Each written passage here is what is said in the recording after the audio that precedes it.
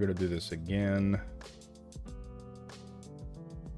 And now we have a wonderful surprise for you. Make the mic live. Resurrection. Make the mic live. Yes, this is what I look like. I look like shit. Thank you.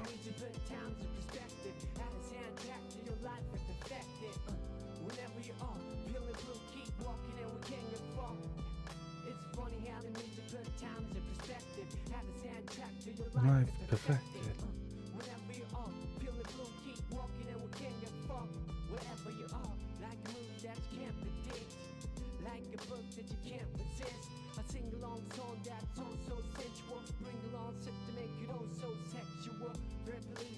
How many people know about Nujabes? There we go. We got a video out of YouTube.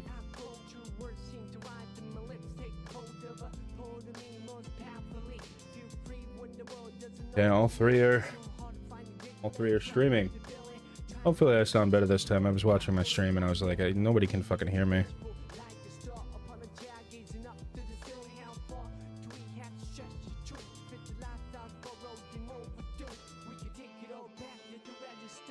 That was interesting. Hello. Disco Froggo, what's up? How you doing?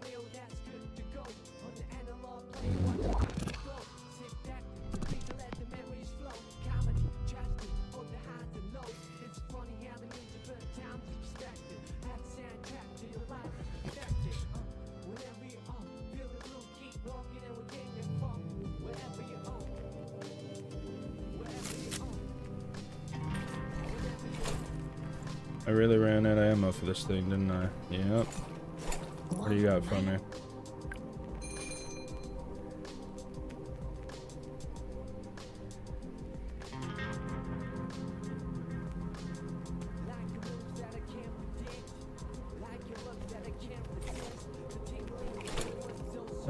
She wanted a double cheeseburger, that's right. And you wanted a kidney. What level? Almost level 5.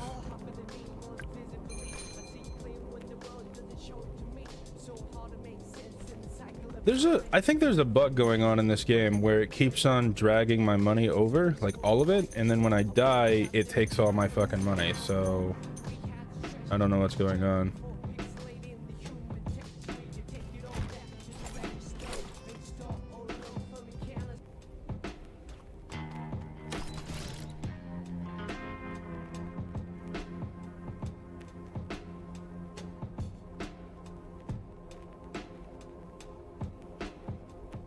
Holographic sight or compact sight for this bad boy? I'm thinking holographic.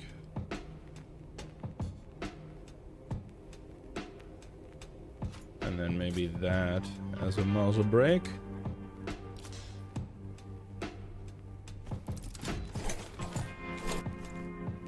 Two. I need ammo.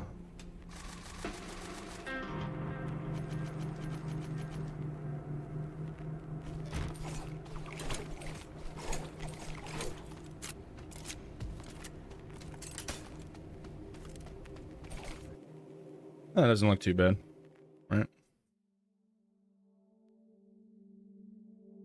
Good afternoon, by the way.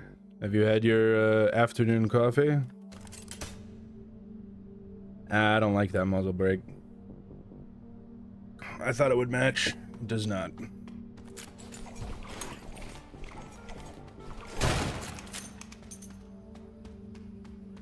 Alright, let's see how effective this is when they shoot back.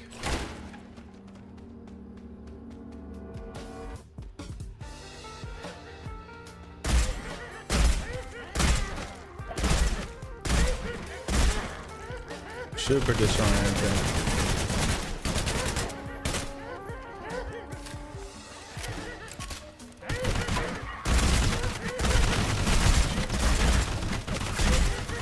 Jesus Christ. I might actually die in.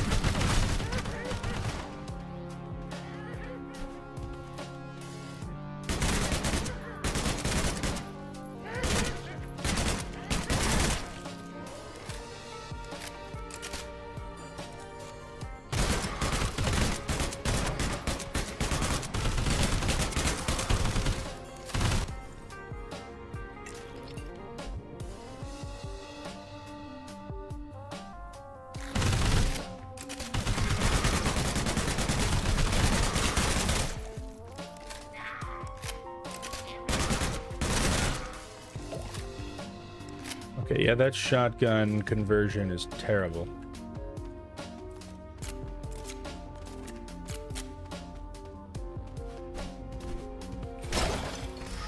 Oh, thank you.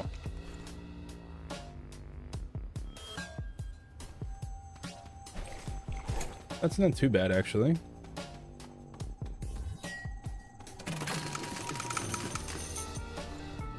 Alright, what we can make? Yes. No, I need a double cheeseburger. So it needs bread, it needs that. But I already have 2 of these, so you can't, I guess... I only have 5 of them. No, I guess that doesn't make... How do you make a double cheeseburger?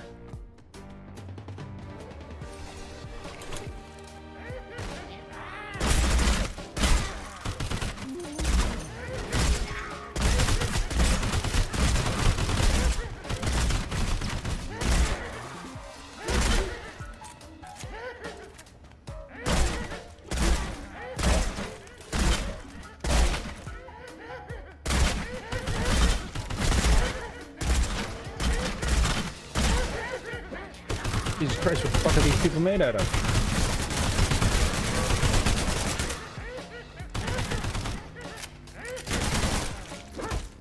Ow.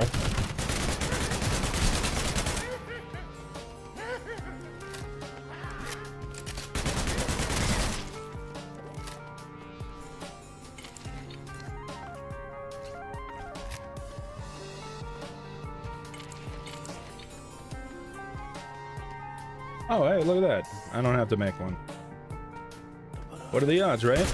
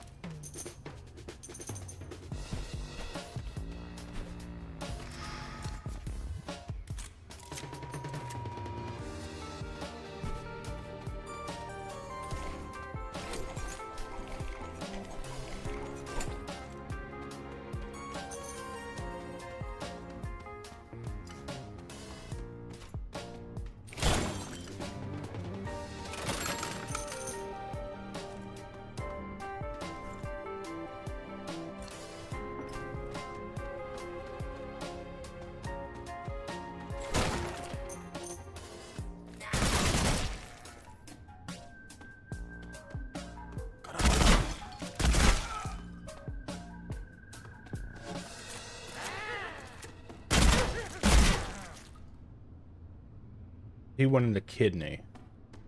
That's right. I'll take a spleen just in case. Like, I don't even know what it makes. Don't even know what it makes.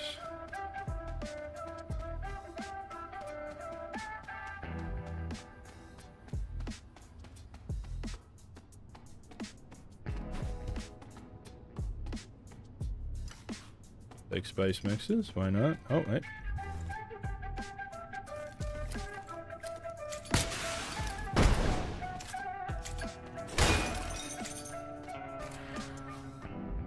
Sure.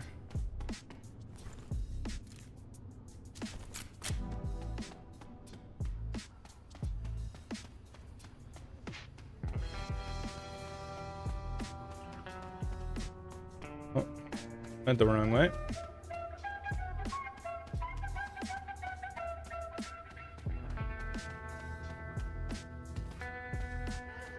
Hey, bud. I got you your shit. Okay, you need dog flesh. Of course you need fucking dog flesh. I know they're behind me.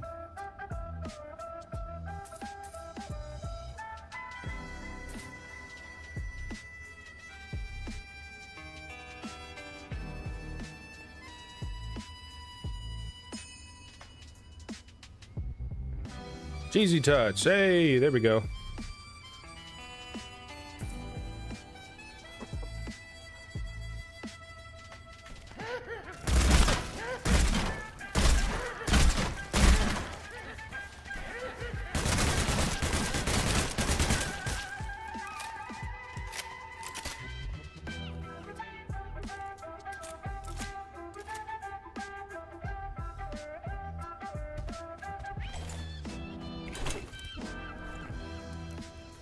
Hard shell taco. Oh, I can make 2 of those. That's good. 15. This gives 15 and 0.1 seconds. Why would I do that? Why would I make like just a crossover?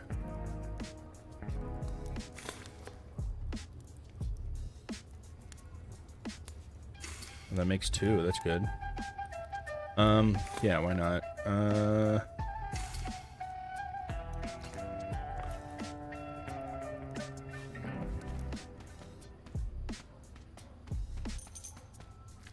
I'll take some liver.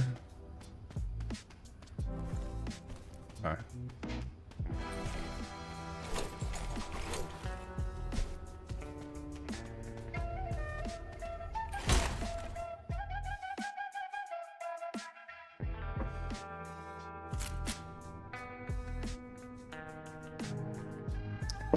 I'm just a drug addicted fool. Don't do what I'm doing.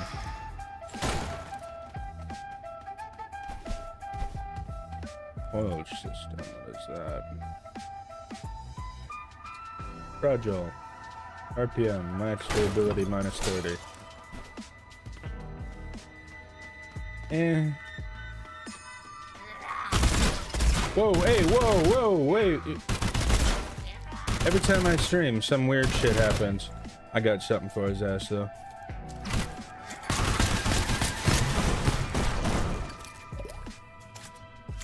James Bond style, what's up?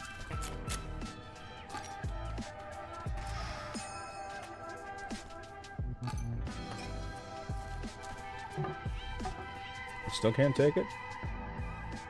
Alright.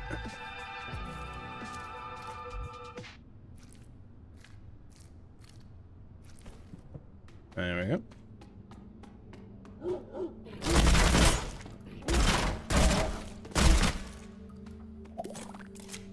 Apparently the dog was hiding cereal.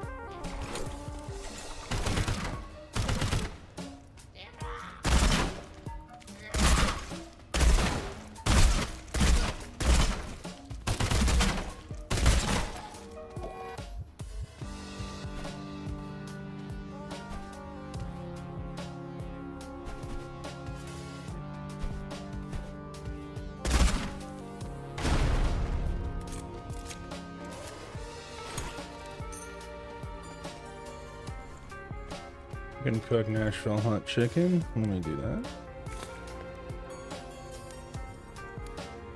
Okay.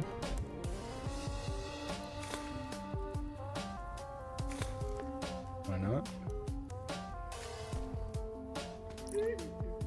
You want a dog meat, that's right. What do you got for me though? He only wants 1. But I should grab another one. Just in case, because it seems like these missions kind of repeat themselves. There was one time where they had a problem where they accidentally misspelled something in the code, so you had to find like 5 like Sulfur branded hats to give to somebody for only like 2 stamps. Yeah, they made a video about that. That was kind of hilarious.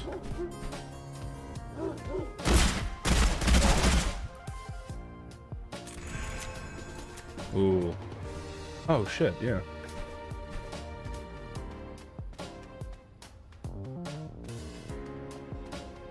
I forgot to sell you things.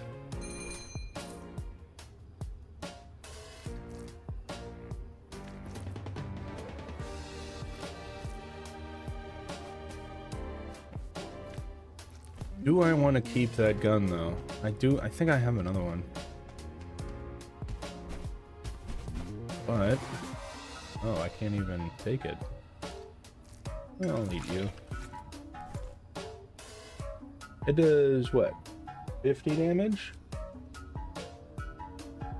Spreads 20. What do you mean the spread is 20? What? Ah.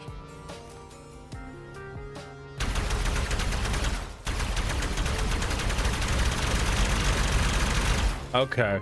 Okay. Okay, I might want to keep that.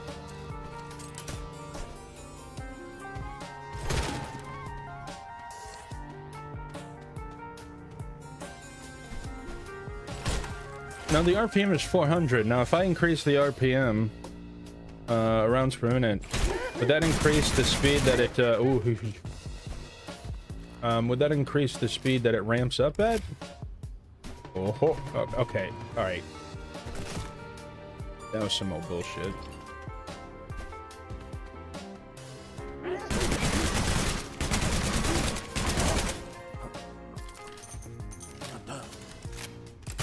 Dude, I thought that was the Lyak for a moment. So they can't go... Okay, alright. You motherfucker.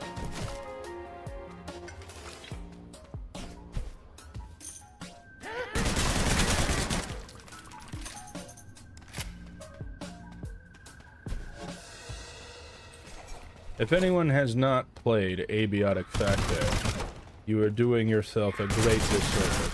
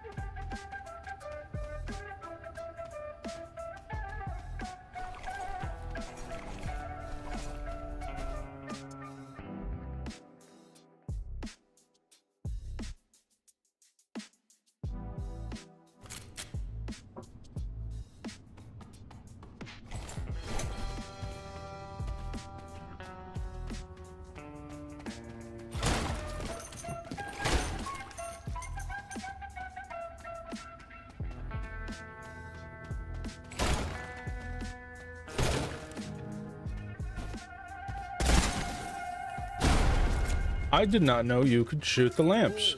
Good to know.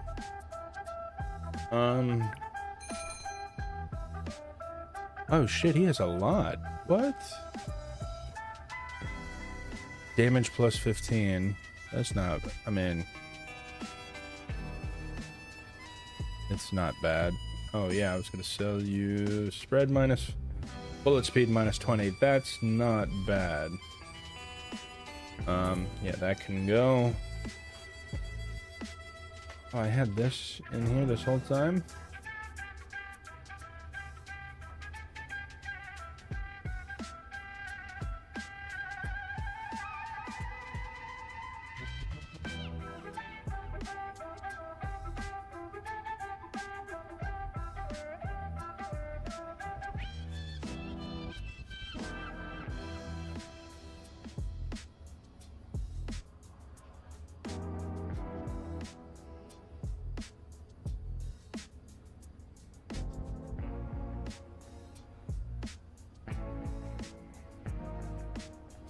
Yeah, I shouldn't have added that kick to this thing.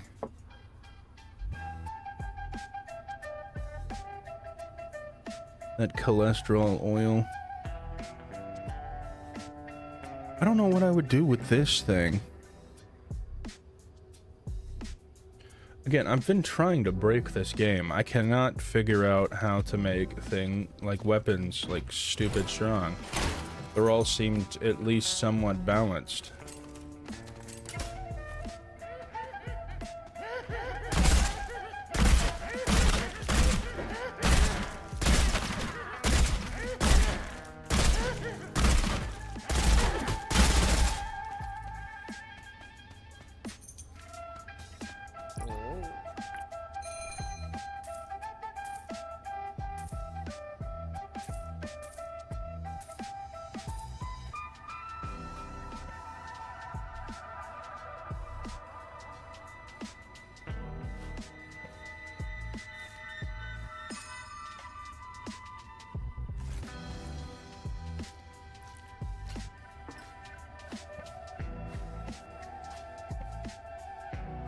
I have that much space to work with. That's not too bad. I wish there was a backpack in this game that you could pick up. Like, you pick up, like, the knee pads and shit. Sugar bread, spice mixes. Maybe they can cook something?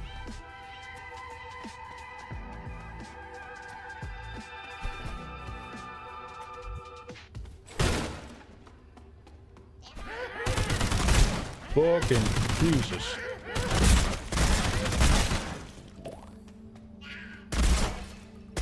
You little fucking tyrant.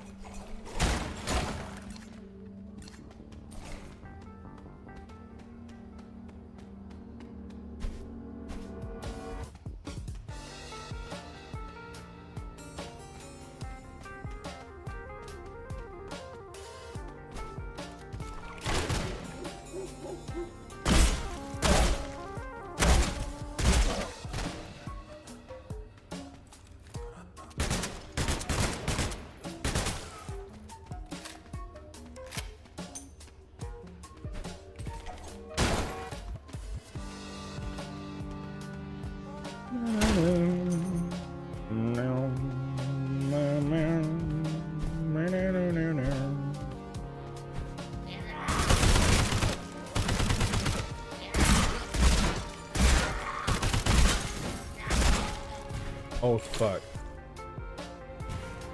Well. Did they just add that? Because I don't remember that being a thing.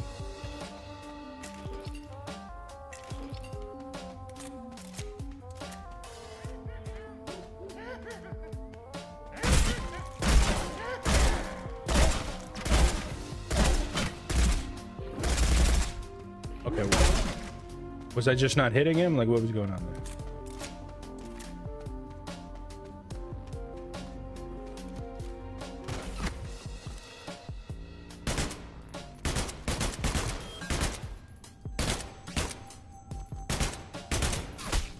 Damn.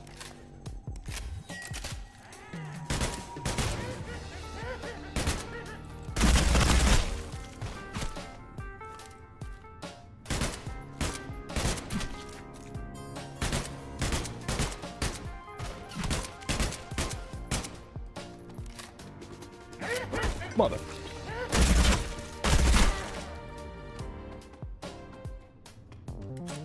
Alright, once this thing's level 5, I'm gonna... Ooh, ooh, ooh, ooh, ooh, ooh. Oh, it's just paper.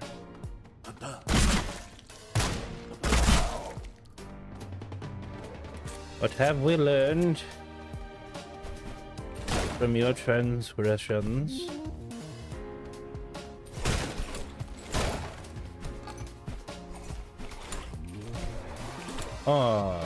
I was not a cause of this, was I? I hope not. Good lord. Oh, margarine? Okay, sure.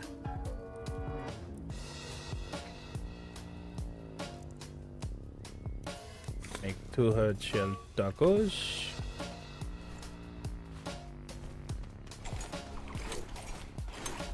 Good lord.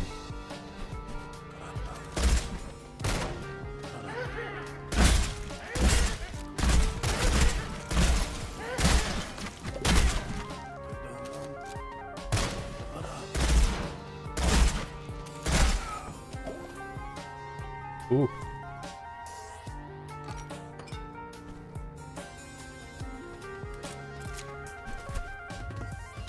Okay, let's... I want to get rid of this. Put that away.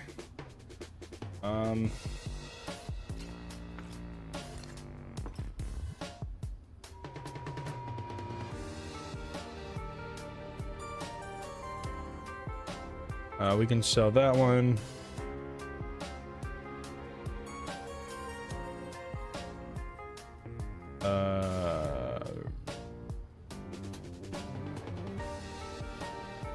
I'm never gonna use that. Projectile amount, never gonna use that.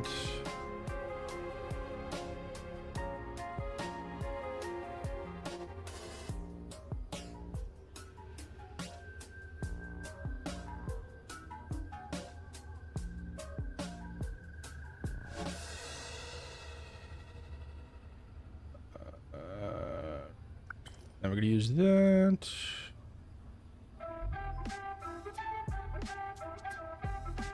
Recoil plus 50. I should have used that one on this.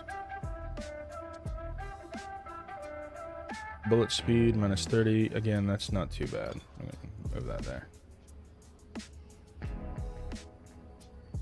Not worth it. Okay, I'm pretty much full.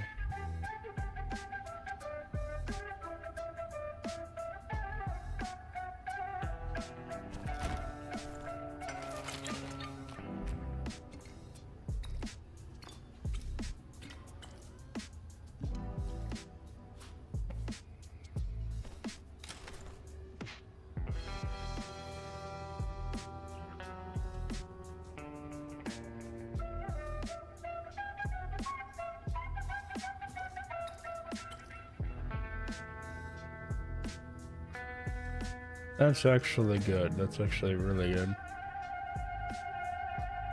I'm actually going to use that. I can sell that.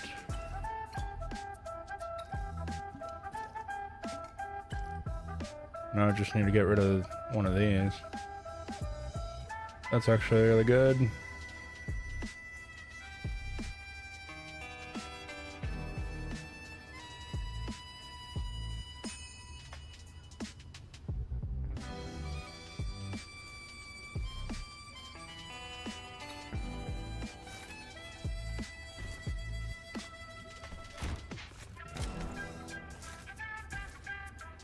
Finally.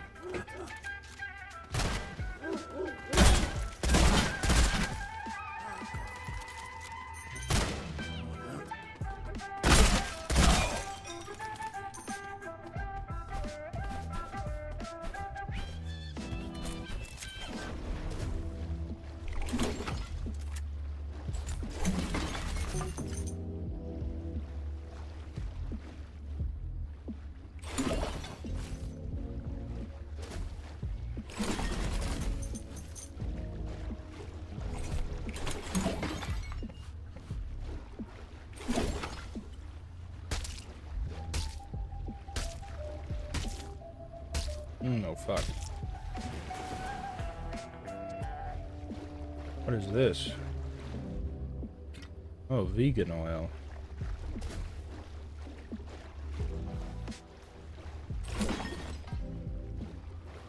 And what is that? D? Just 0.2?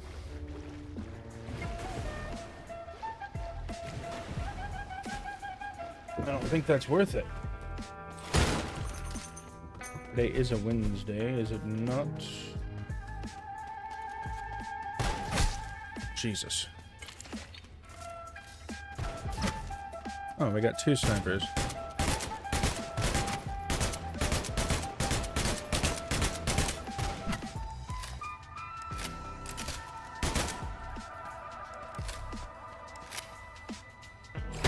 Dang it. Ain't that about a bitch?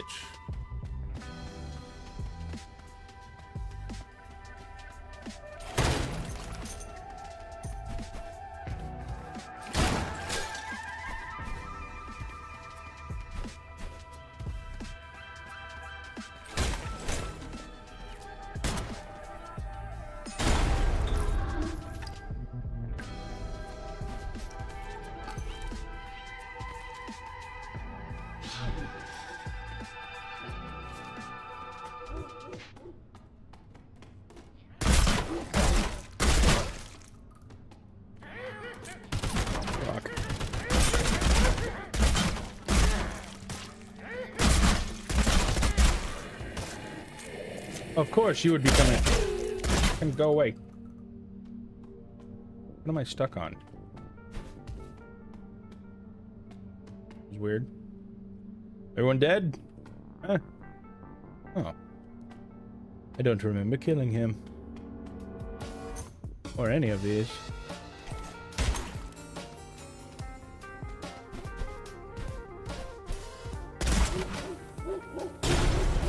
Oh, fuck.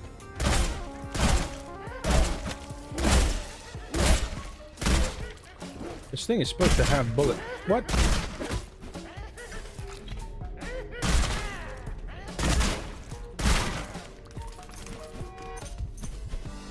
Oh, I didn't know there was boxes up there.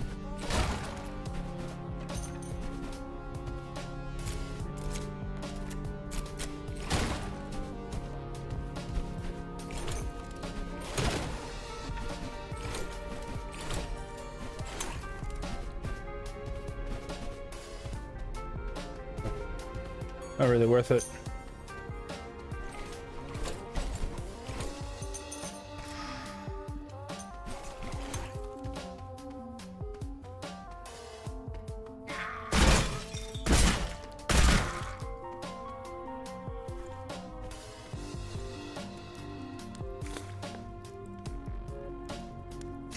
Apparently that's how you make mac and cheese. Who knew?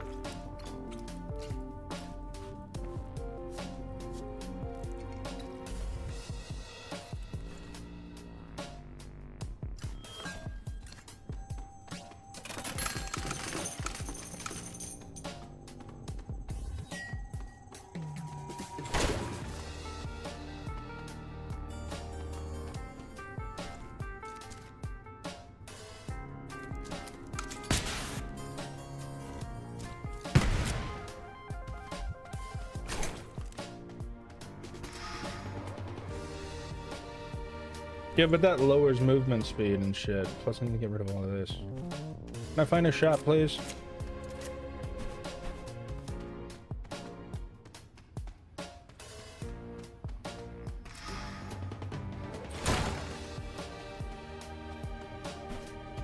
Wrong way.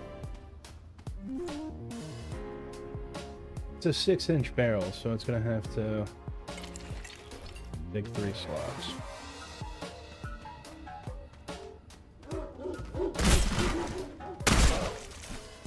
Oh, is that dog food?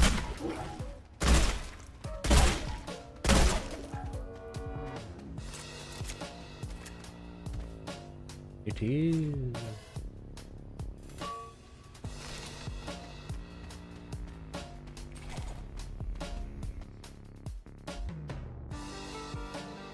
Da-na-na-na-na-na-na.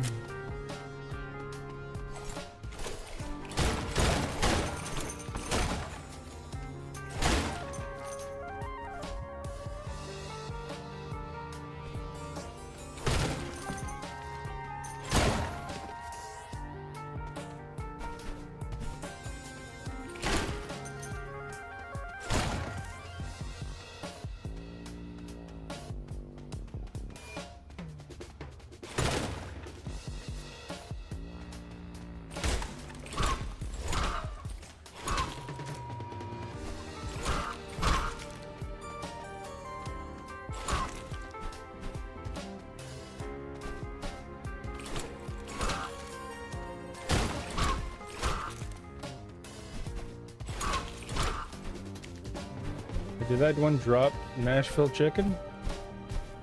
It was already seasoned? Damn.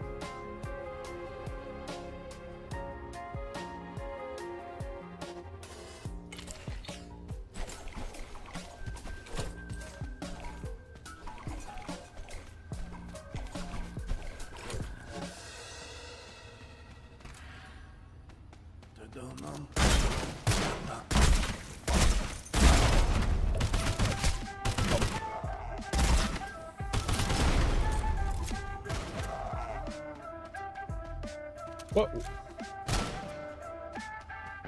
Wait. Did he just shoot him? I didn't even know that was a thing. Oh, fuck.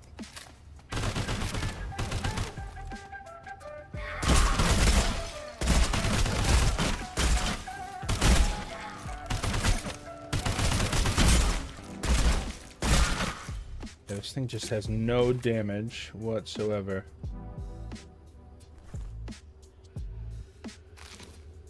I'll take that, why not?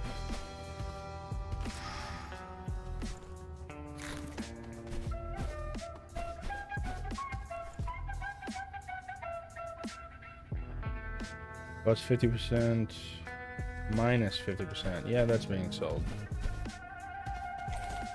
If I can find a goddamn merchant. Thank God. And I got you your dog meat. Where is it? There it is. Oh, you need 2. Fuck me. Sell. Sell.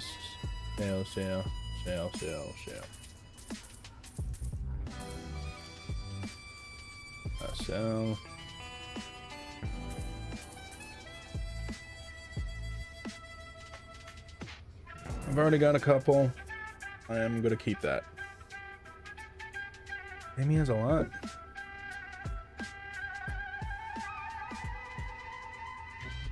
I need a shotgun ammo. Because that thing runs through it.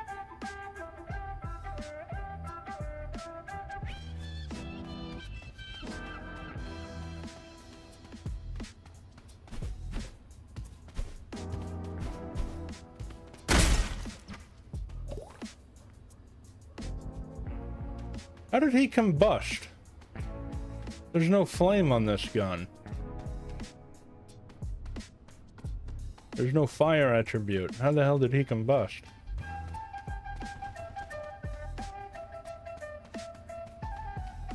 There needs to be... I mean, there's a flamethrower, what do you want to call it? Spell, or whatever you want to call it. There needs to be one of, like, Dragon's Breath or something like that. I mean, technically, I just want to have the sparks.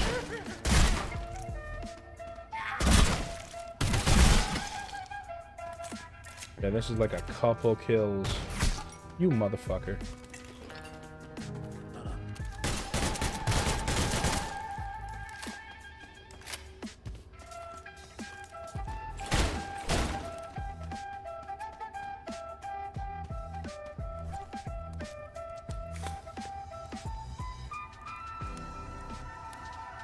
No, we're not using the dog meat.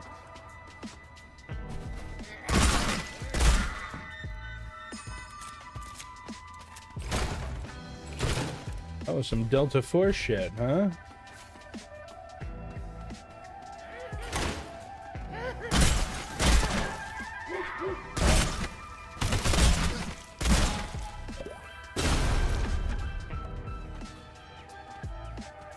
So the dog dropped 2 tongues.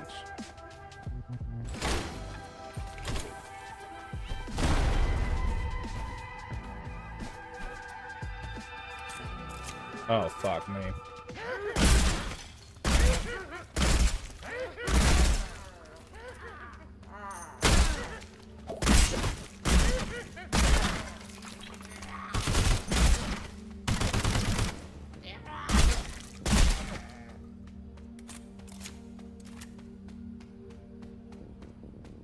Yeah.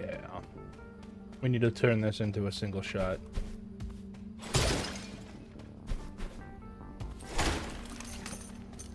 Definitely need to turn this into a single shot.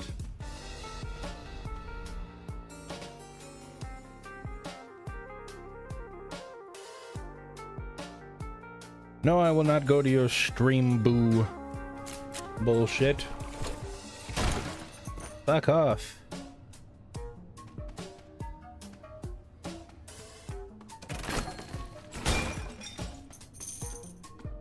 So predatory, dude. They come into your stream and just fucking tell you to go to a website.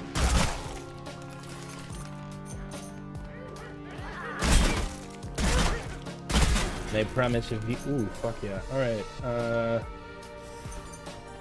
let's see. Of course, right when it levels up, I have no ammo.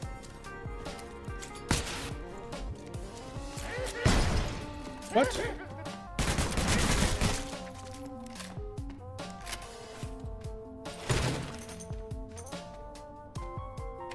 Oh.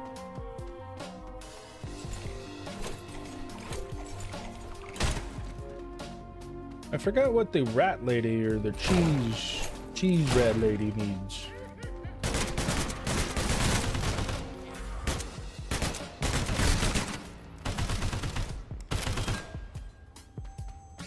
Okay, hold on.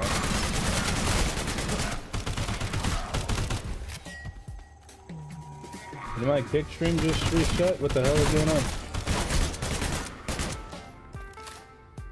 Wait, what? Are you telling me this whole... Wait, what the hell happened?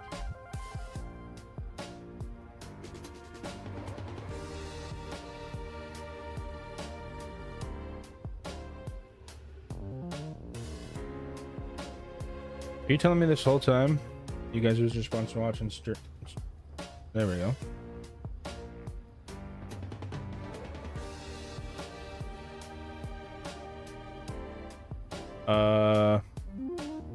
I'm sorry, I'm new to this.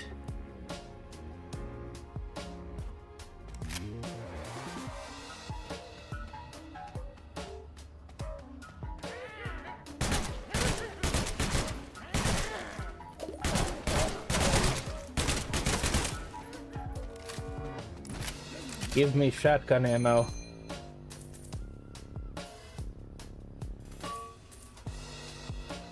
I've already got 2 cheesy tats.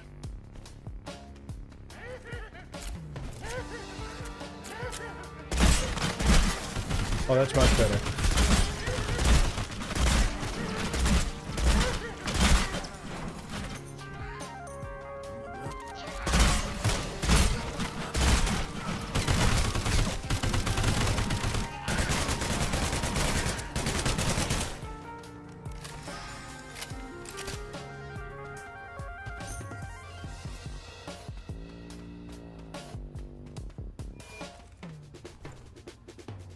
We can sell the circuit board.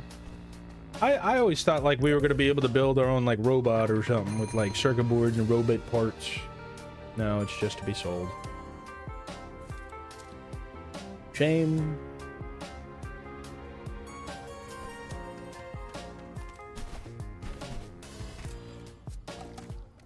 Oh, I just found some cheesy top.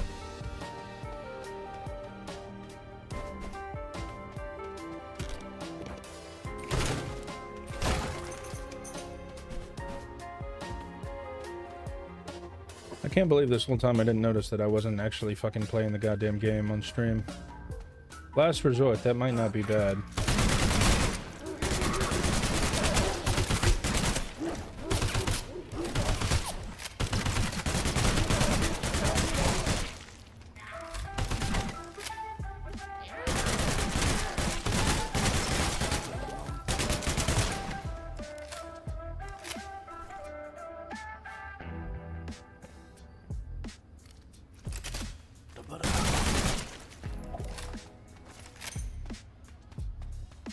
No dog meat? Okay.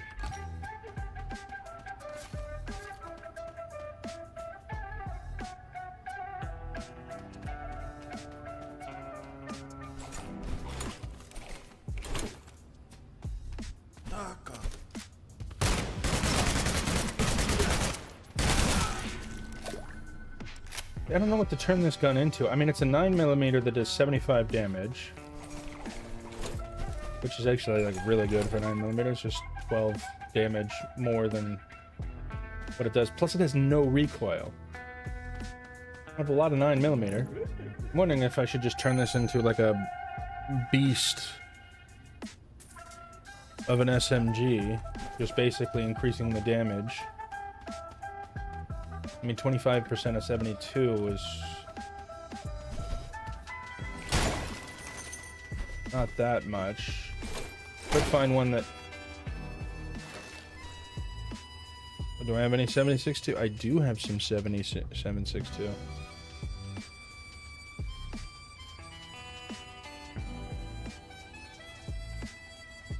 I feel like this is a sign.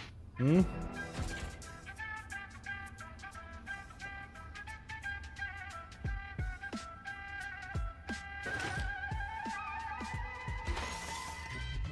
$120.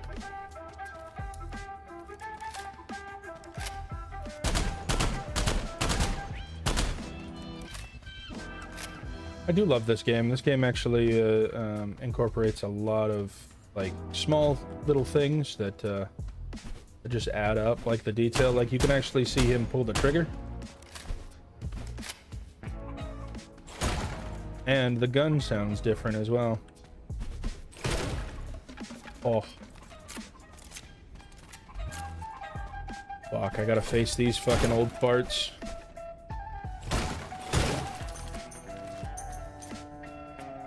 There was one time, I don't know if it was like a, I don't know if it was a glitch or something, but I died almost instantly facing them one time. I only like stood for a second, but immediately got marked.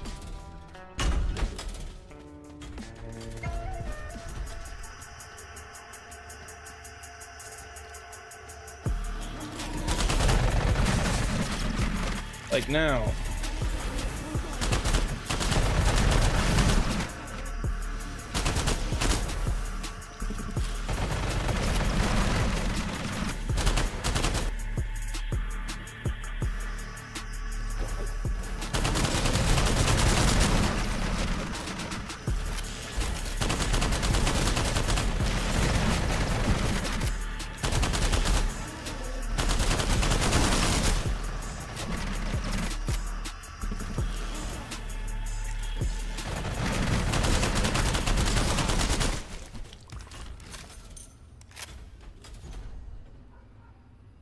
Fucking hell. Okay. Recoil is now a kind of an issue on this thing, but it does 120 damage.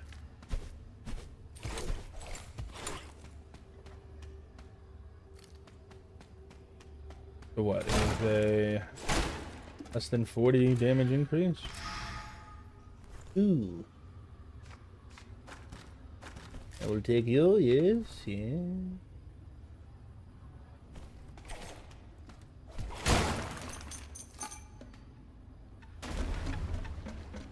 Oh boy. I can't believe this whole time I was playing a fucking game while people were just looking at my goddamn Steam page. That's unforgivable.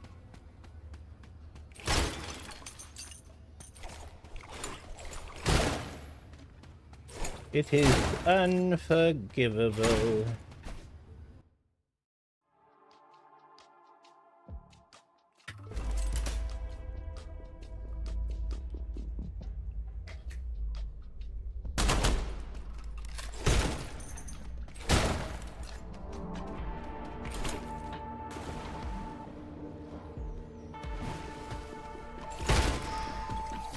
Damage oil, there we go. 150. Double fire oil. Please tell me that is just increasing. Okay.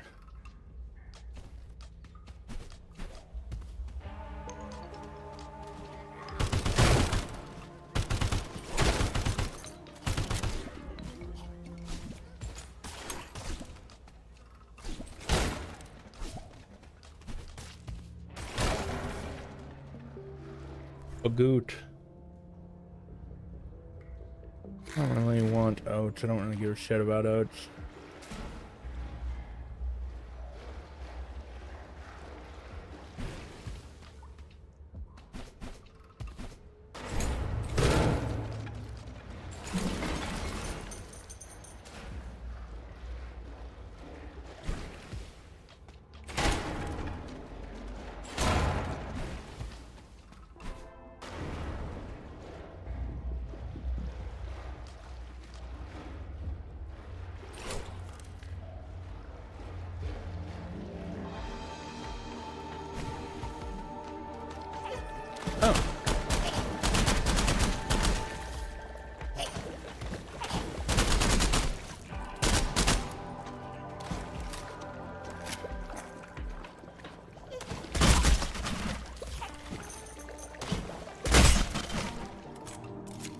What damage is this at now? 37 by 8.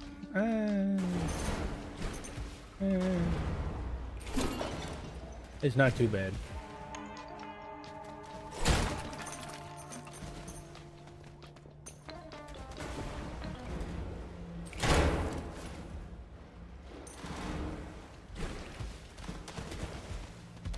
Oh.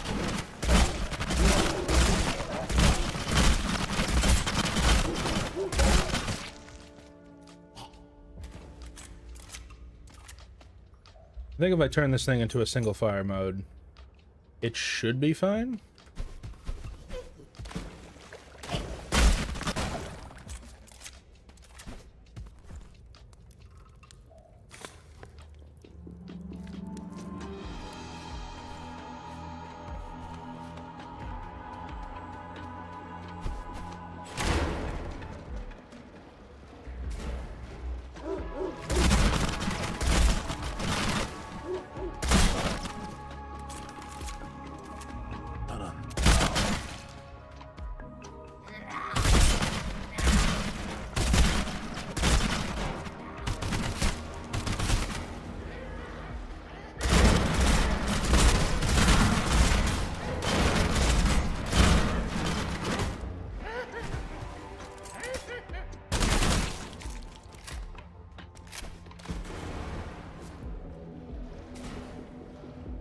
I got a military jacket. I have no room.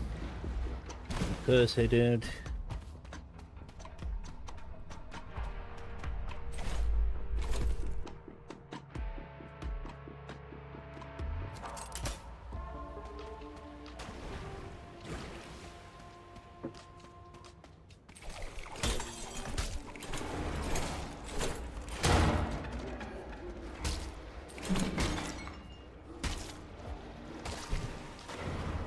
Someone's taking damage.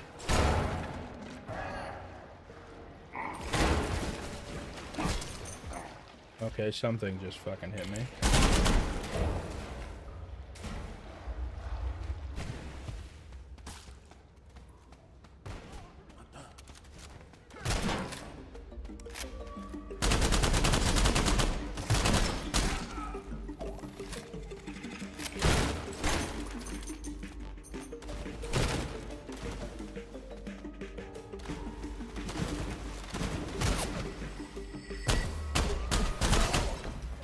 The kick might not be worth it. I might have to take this back to 9mm.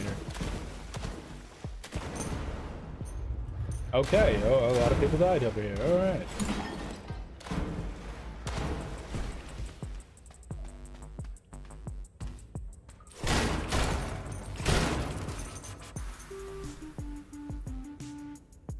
This is 40 times 8. The magazine size is 6. Could put that on there. Durability loss though, plus 200% is kind of ass.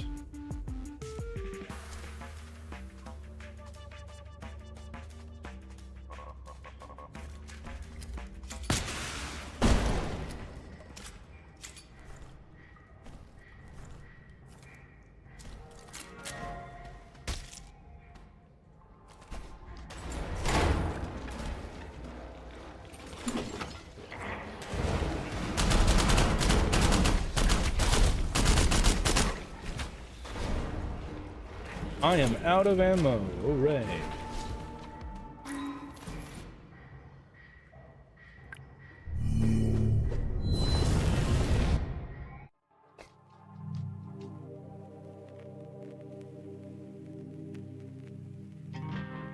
The lighting's pretty good. Yeah. Lighting's pretty good. I look like shit. Yes, I know. I look like a fucking crazy person. Galentine.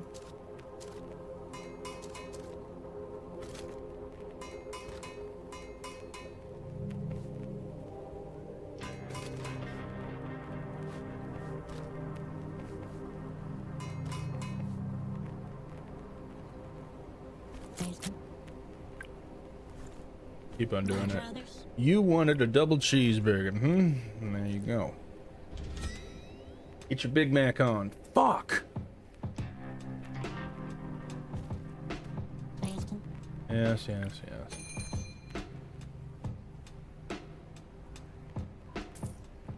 So that, so that, so that.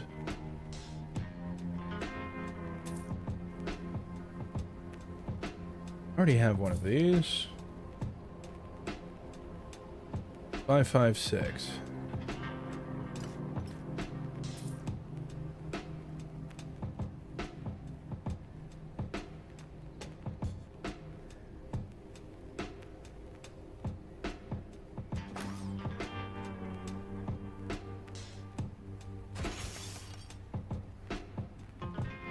$120.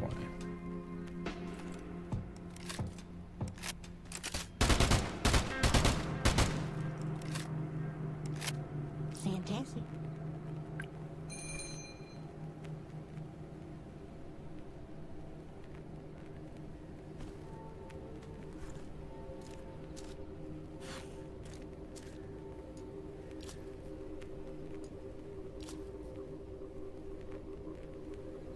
What is that? 2.5? Maybe 1.5?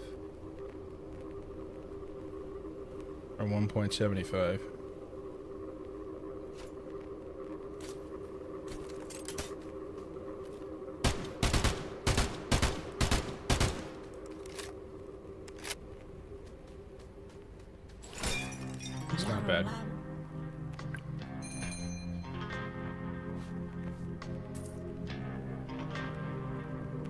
MP3 player, let's go.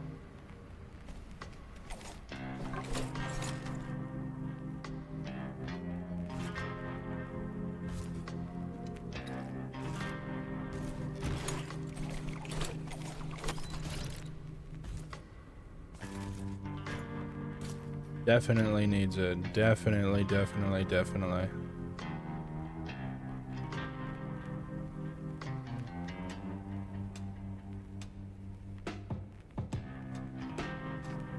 I don't know what to give this thing. When I gave it damage oil, I mean, again, it's level 4.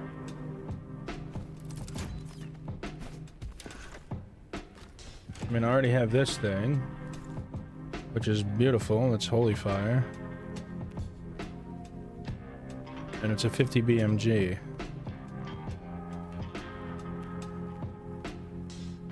And it does ridiculous, redonkulous damage.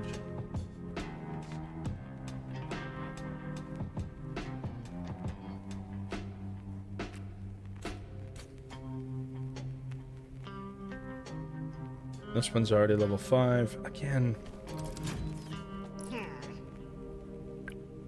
Did I buy... No, I didn't buy this. I have only 6.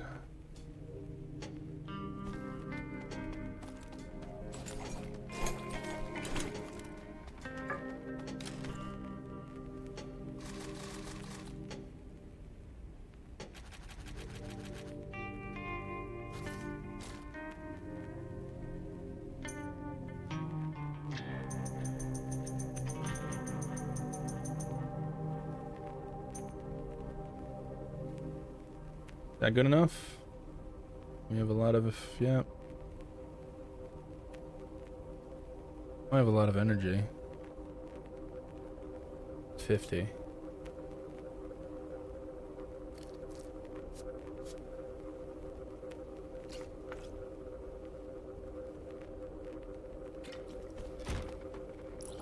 What did you want again, bud?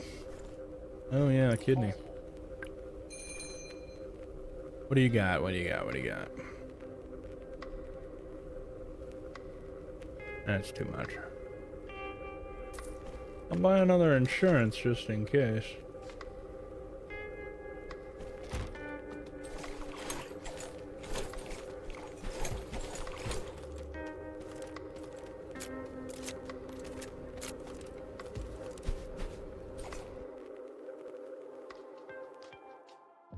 I need to figure out what she wants. The rat lady.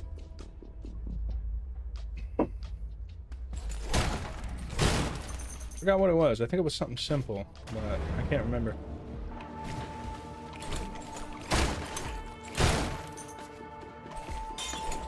Oh boy.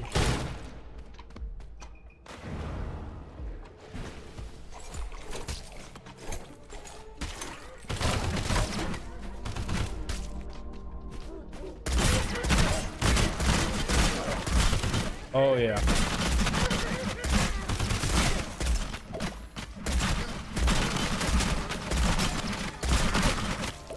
Okay, that makes a huge difference. What damage are we at now? 39. Okay.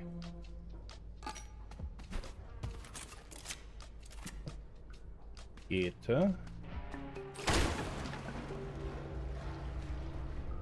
good kidney, yes.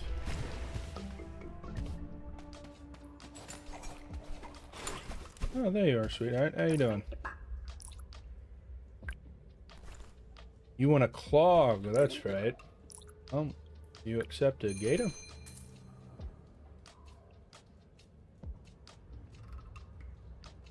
Links targets together. 2% of the damage. I always think that this would be good with like a spread type thing, but again, spread only does, or like bounce, or you know, there's only so much.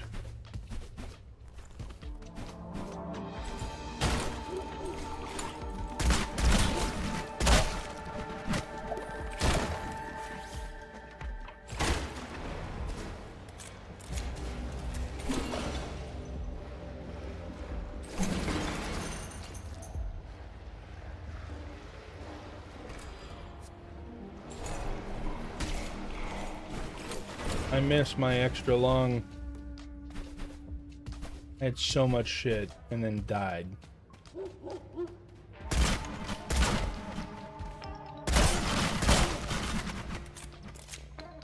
Maybe this dog likes to play games.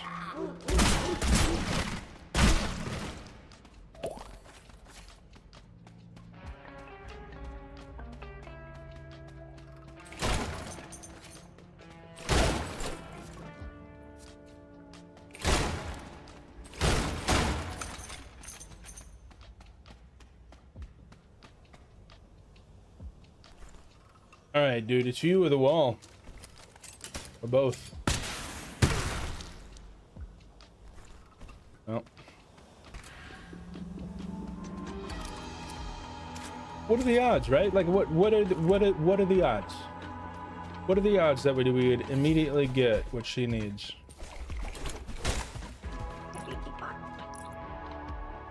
Better not be 2. Red bandana. Okay.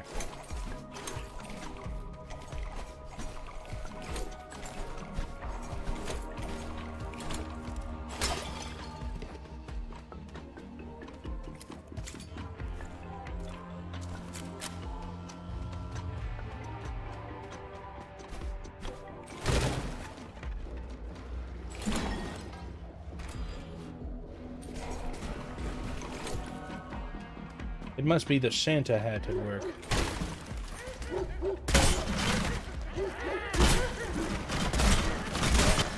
Oh, this is far more manageable. Okay, alright. Hey, this is doing good. This is doing good. This is a good weapon. Far less ammo usage. Good damage.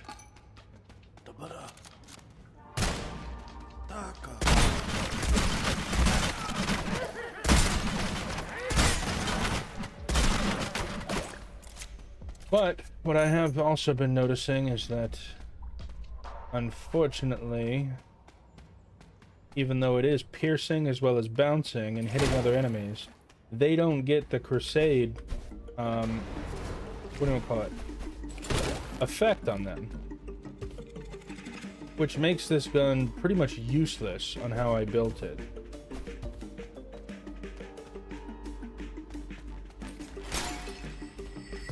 I mean, we can see other things, but piercing, I didn't see anybody else get...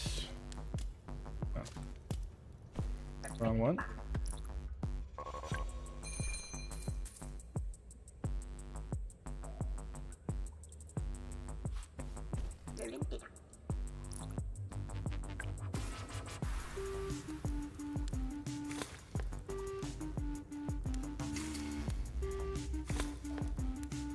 Oh, yes.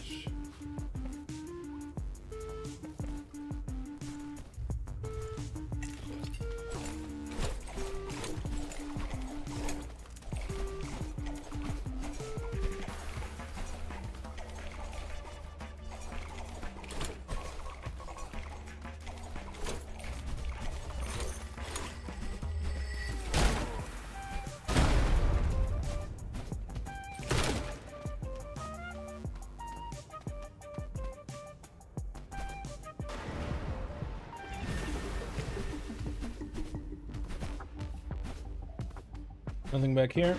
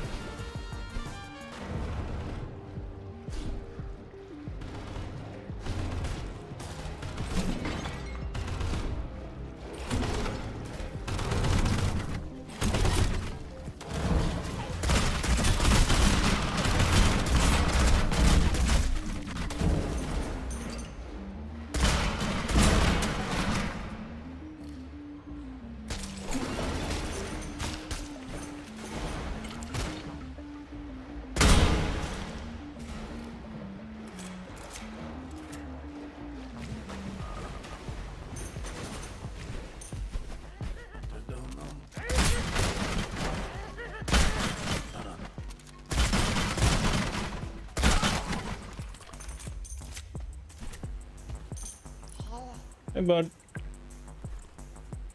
Where is the kidney? Yes.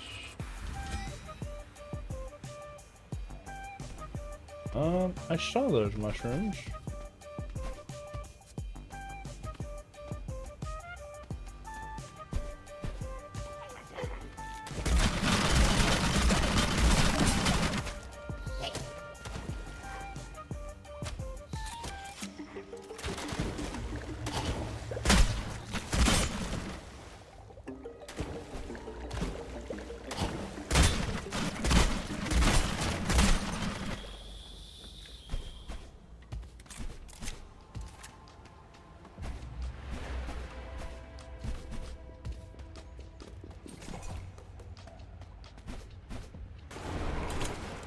No, no.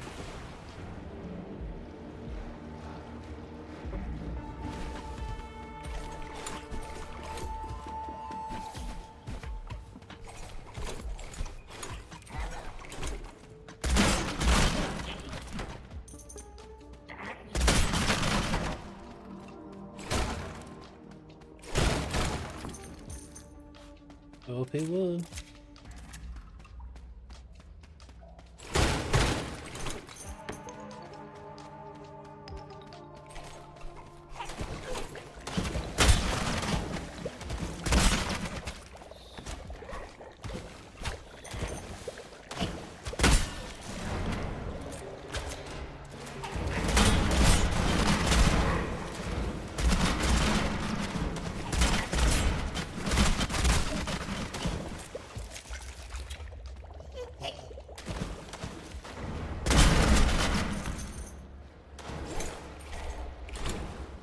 Yeah, there's still a little bit of a glitch every once in a while. You hear like something going in and out of water when it really isn't.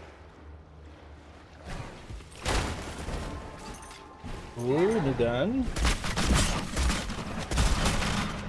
I want that Beretta gun. Then I immediately died.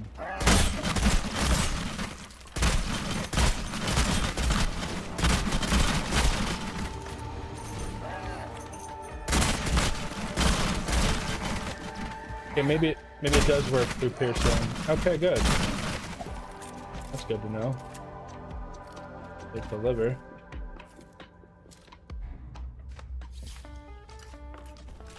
Okay, good. That's enough space. Let's go back to whatever Squirrel Man. I already have this gun. Basically, what I did was with this shotgun. I put ammo consumption, basically I think minus 140%, because it's only a 2-barrel system, so you only have 2 bullets, so to make it even remotely useful, you kind of have to do that. Then I put bounce on it, and I think other damage increase, I think 25% damage, so it does like 149, or like 49 times 8, which is still pretty good.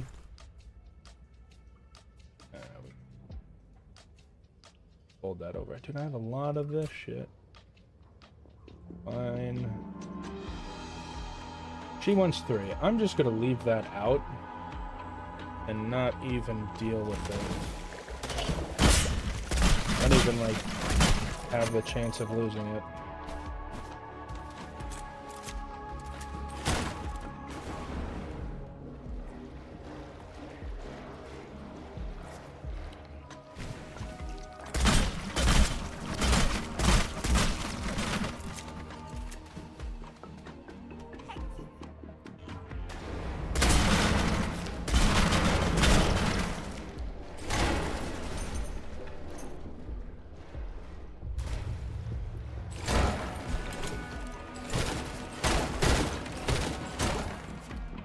Smart dog.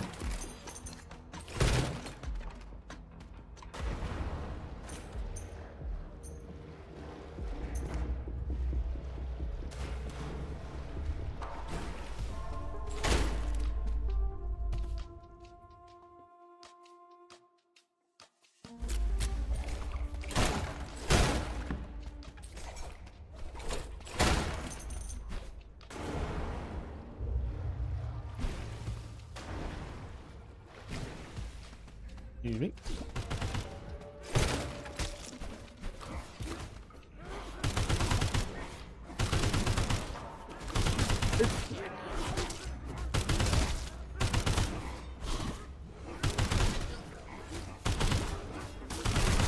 That doesn't look like I'm like this.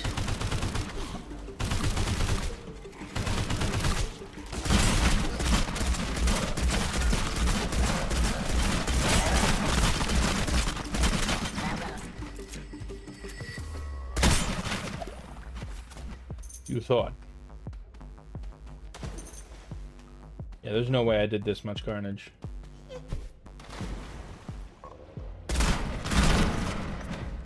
Okay, so it does hit other things.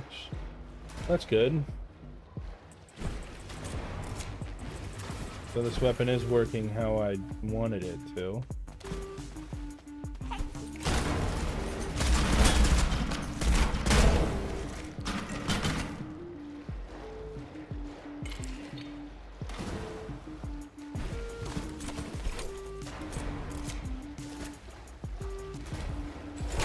And the durability on it is still pretty good, so that's great.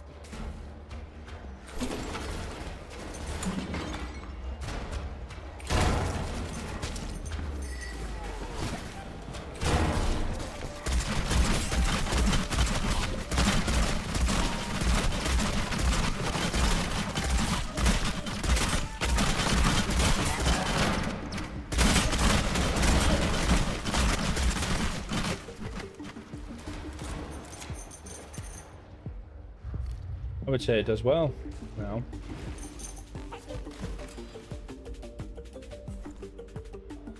We can move that there, we can move that there, we can take that. I don't think I would have enough room to do that.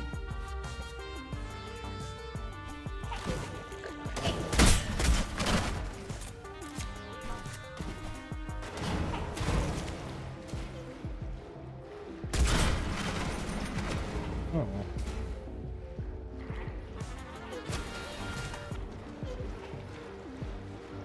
Why do I feel like he's behind me?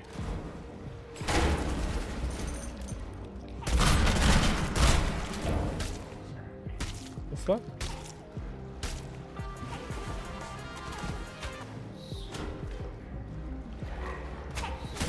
There you are.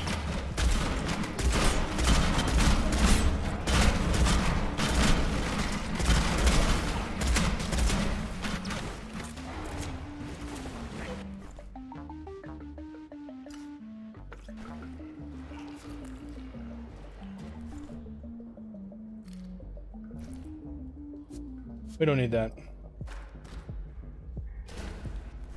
I need to make... Yes.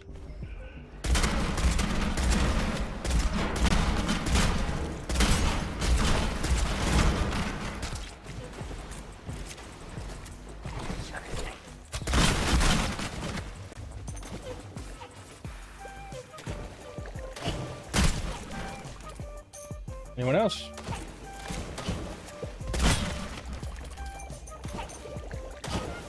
Bring out your fast bowler.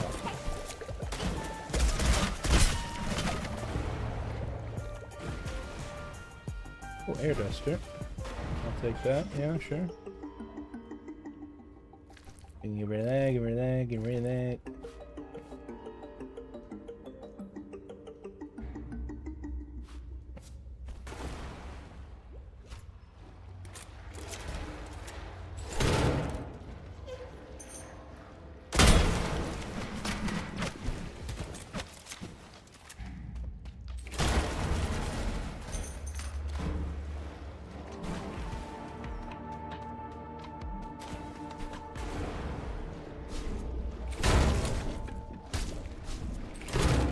Breakfast today. Need to grab that on the way out.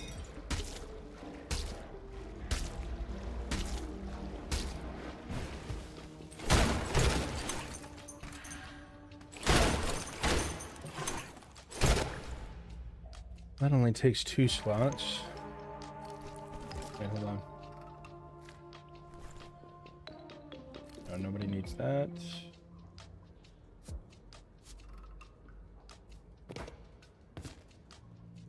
not?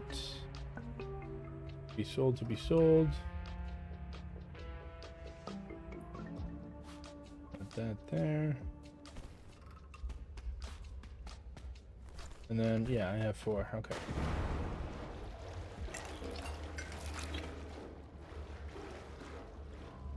These fucking bones.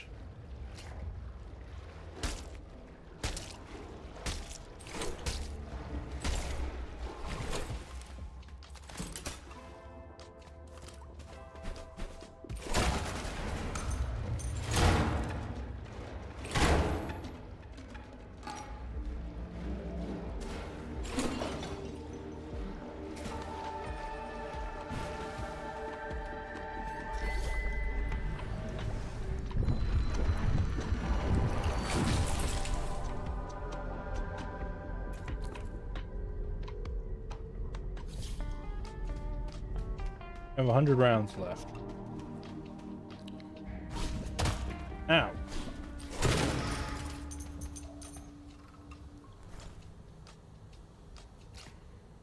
Damn, 100 health in 5 seconds, huh?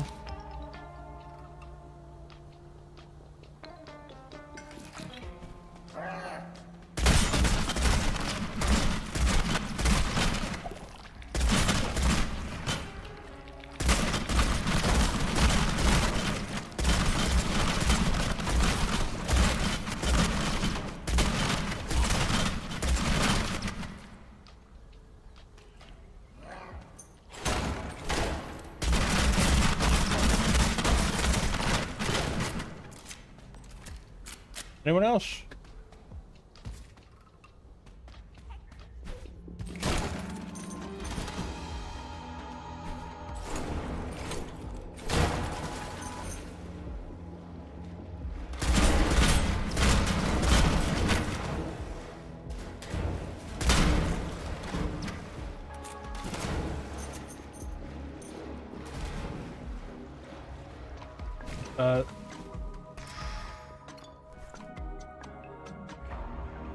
Blue chance. I have to ask, is critical chance really that really worth it?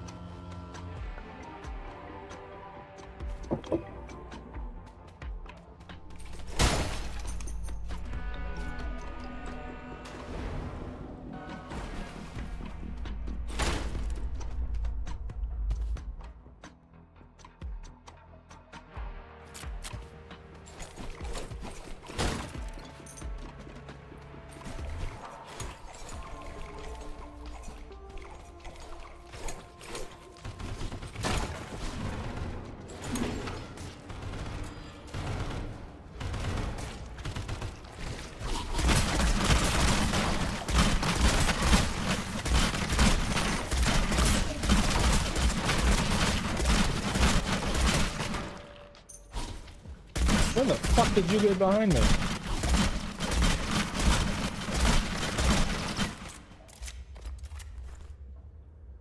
Can I find a merchant, please? That would be most helpful. Most appreciated.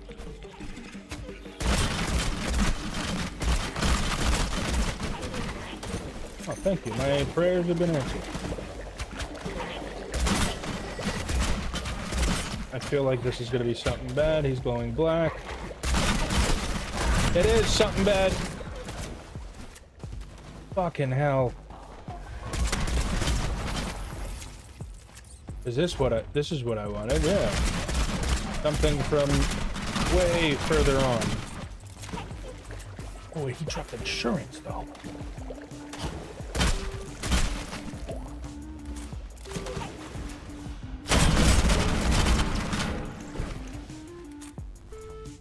Yo, they did a lot of damage.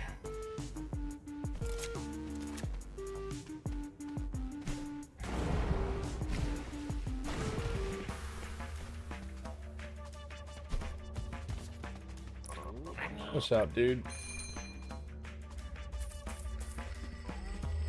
Somebody else take that back. What do we got? -10 projectile amount, not too bad. Plus 30% damage. Minus 25% reload speed.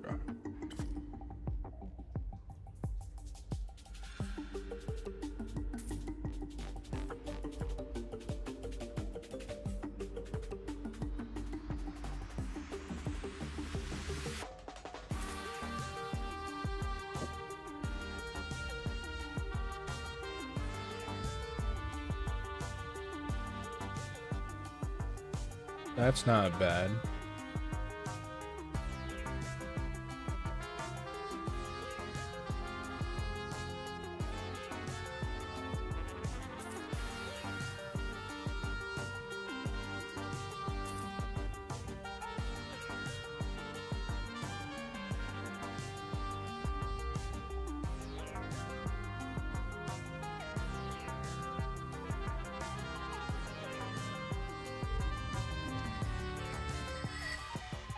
Oh, yeah, that's right. You can't double up.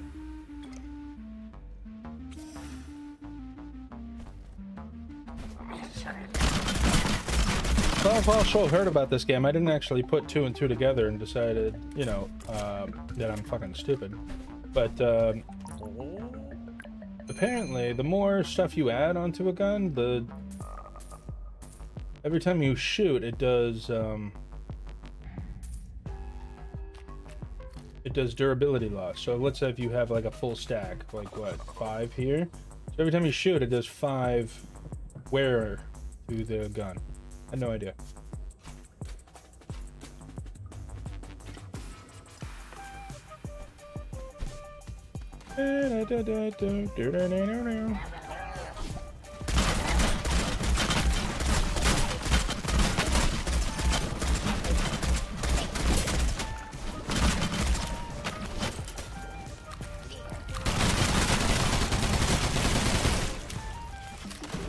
Oh yeah, 5.56 is perfect. Everyone dead? Cool.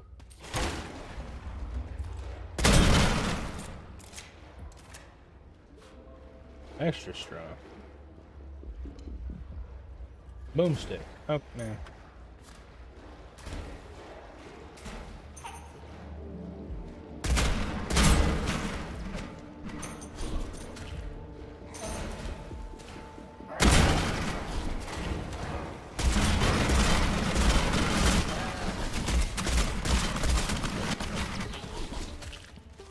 Oh, out of ammo.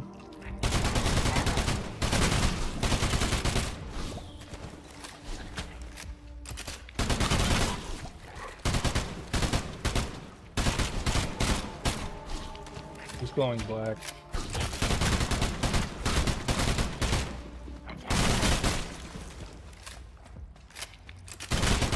Okay, well I guess. Oh, no, okay.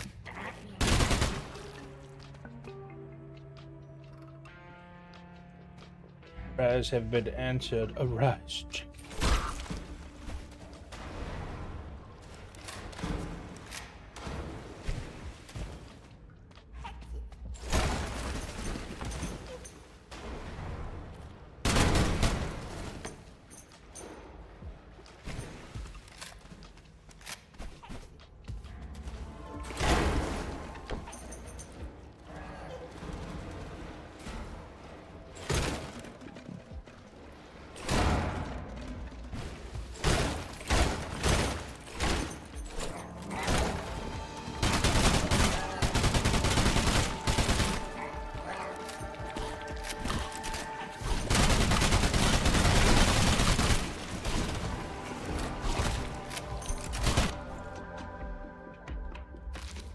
All right. Penetration was definitely worth it.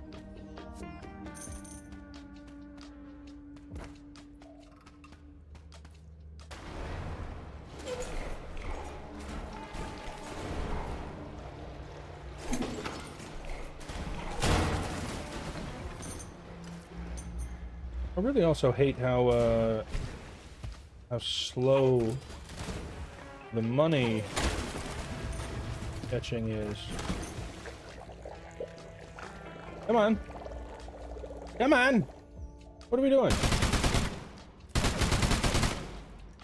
Ah.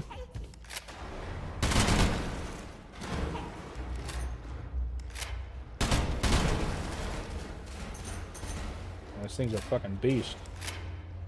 So we gotta increase the damage even more without sacrificing anything of its good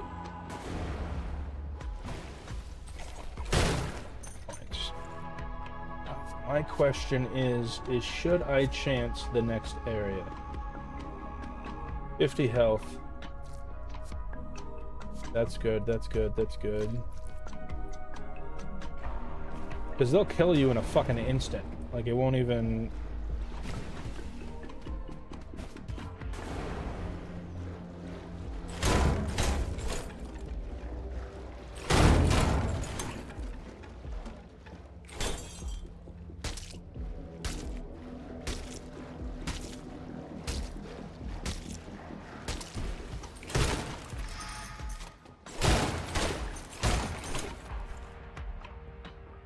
Damn, that's a lot.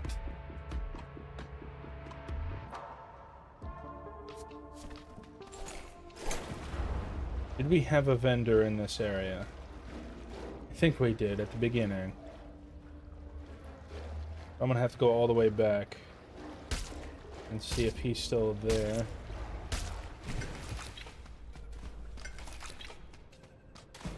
Damn, there goes my food.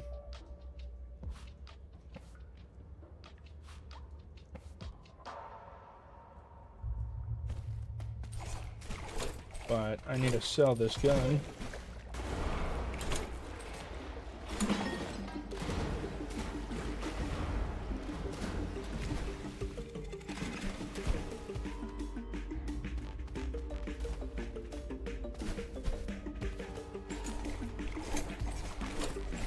Hey, bud. Thank God you're so close. Tell you that. You have any, I'll take all your ammo. Anything that can help me out here would be most. Oh my God, I've almost forgot the insurance. Holy shit.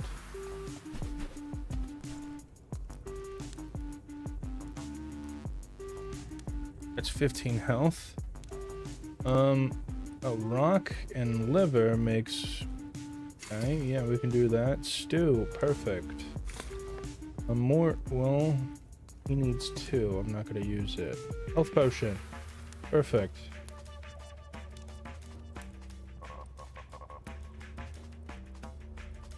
Weird.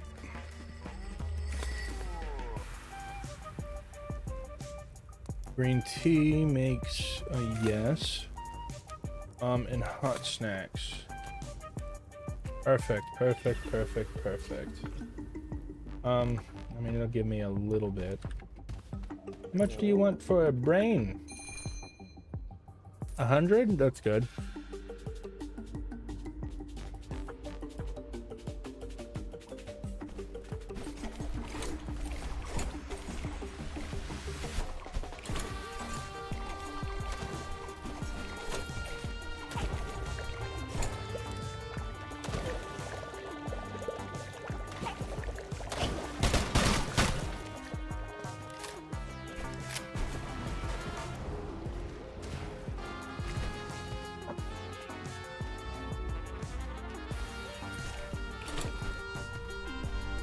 Alright.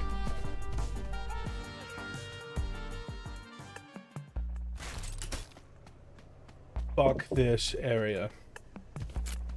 Royally fuck this area. But...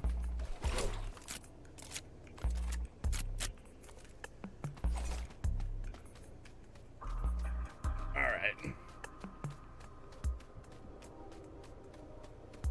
Movement speed is still... there we go. We got 1. We got 2.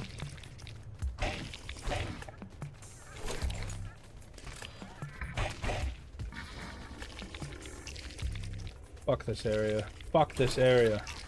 Oh, good. We've gotten 3 now. 4.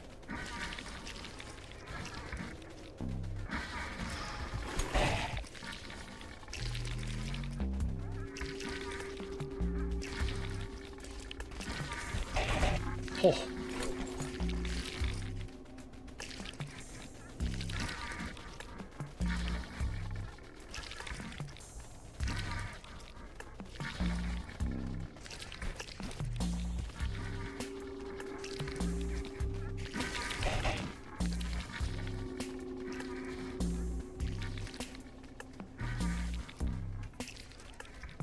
Son of a bitch.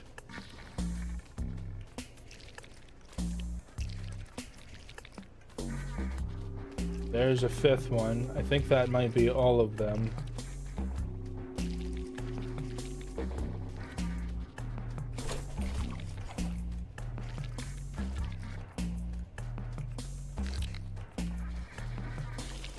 Oh, there's 6.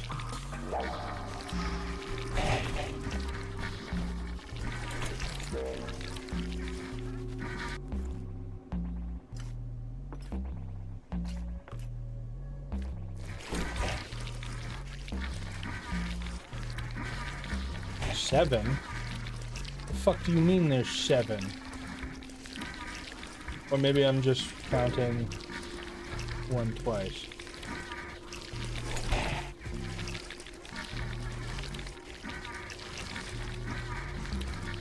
But in this area, it's a good way to make money. You just have to deal with a lot of stress.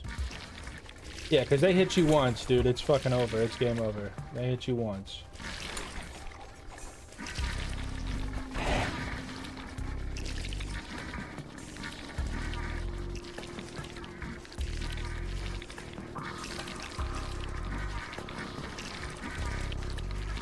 You cannot make any mistakes.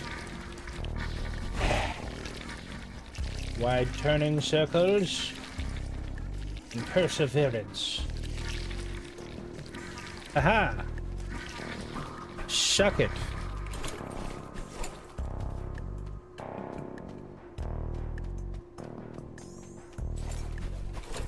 Okay, I think we can go a bit home. Well,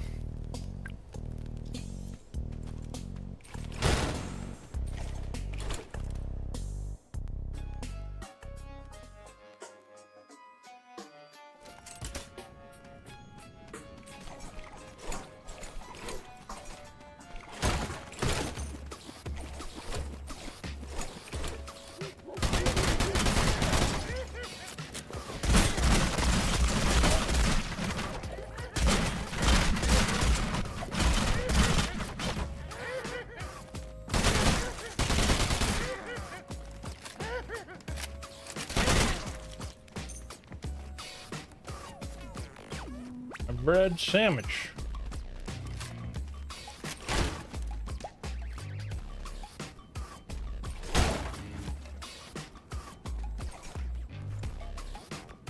Yeah, I kind of want to go back home.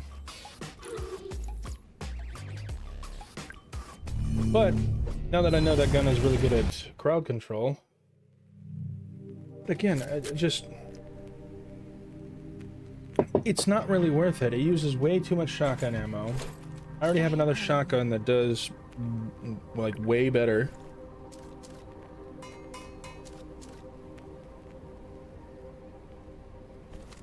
You wanted 2 cheeseburgers, right? Ooh, cheeseburgers. You can sell that. We're gonna keep that. I am gonna sell that gun. It is not worth it, unfortunately.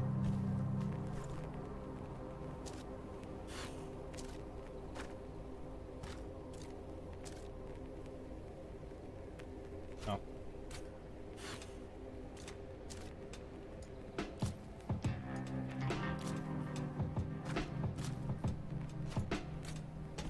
I love it.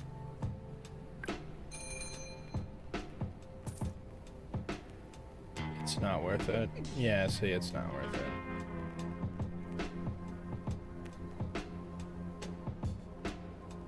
I'm gonna put insurance on that motherfucker, though. It costs way too much. It costs way too much. You wanted a cap, right? Yeah. My heels. Why didn't you say something when I had one?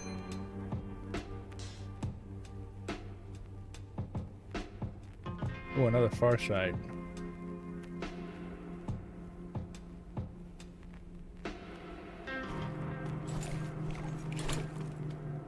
Alright.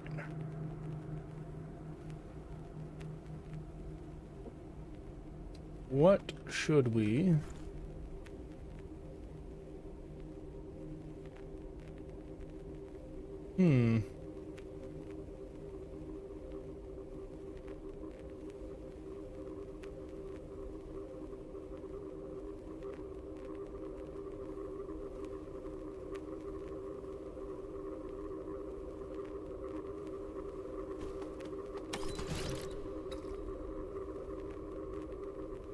What weapon should I use?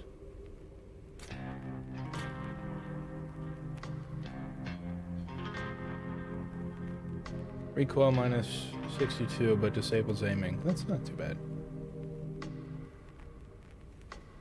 62% is huge.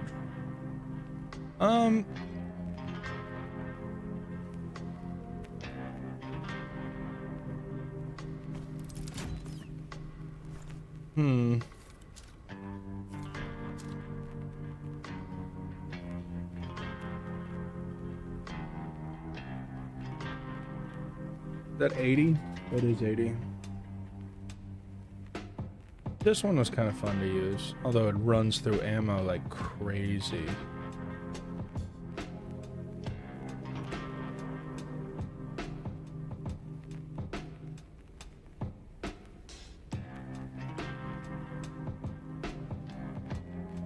How long?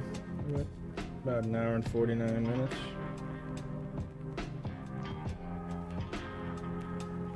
And it is 2:22. Alright, so we're gonna take a break for right now. I'm gonna go eat me some eggs. And then we'll get into the whole politics thing. 'Cause I got a lot to say about this stupid things that are going on.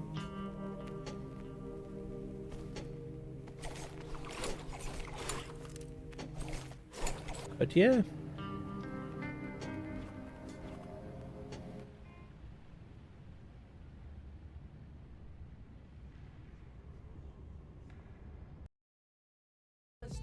Let's save it all up for one ultimate prize. Homecoming gathering with the big surprise. Throw on your favorite record that's good to go. On the analog table and it's set to blow. Sit back with easy, hear the MC flow. Hi-hat, kick drum, all the highs and lows. It's funny how the music put down to perspective. Add a soundtrack to your life and perfect it.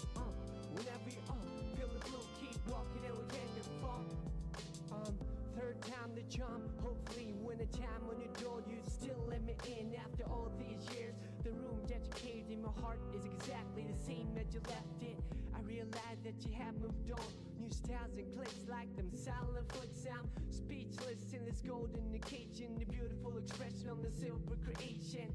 This time I like to keep in touch. I'm a little bit wiser, a whole lot tougher. It was suffer through another nightmare tonight. We'll chalk it up as another chapter to write. Or right or wrong or somewhere down the middle of the road. I wanna see you again in the scene with the backdrop a perfect 10.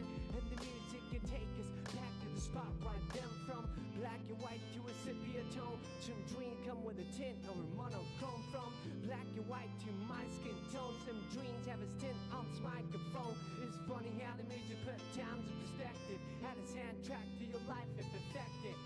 Whenever you are feeling blue, keep walking and we can't get far. Wherever you are, wherever you are, wherever you are, wherever you are, wherever you are.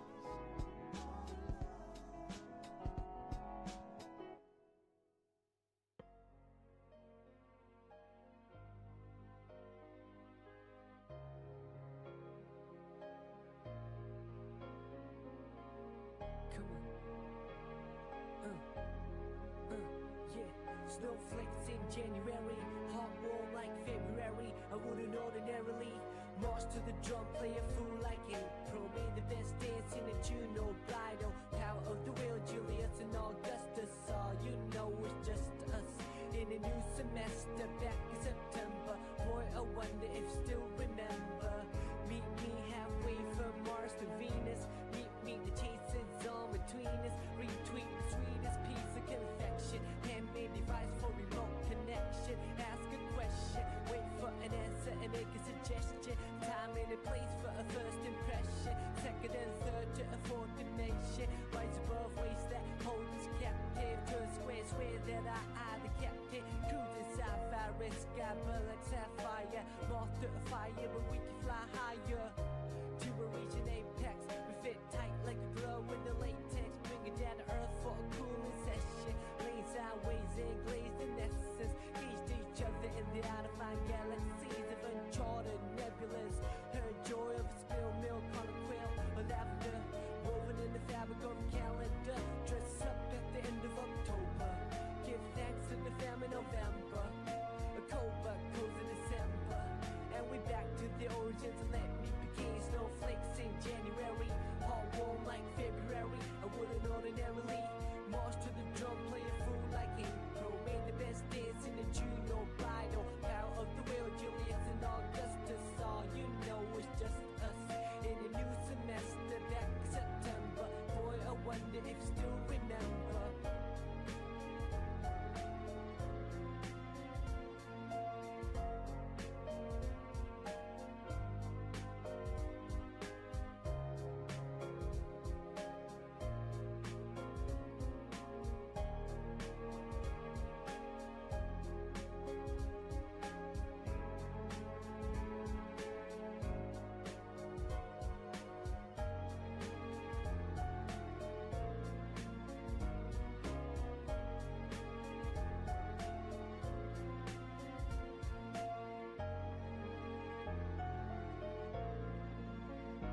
When you took my hand, I couldn't hide it.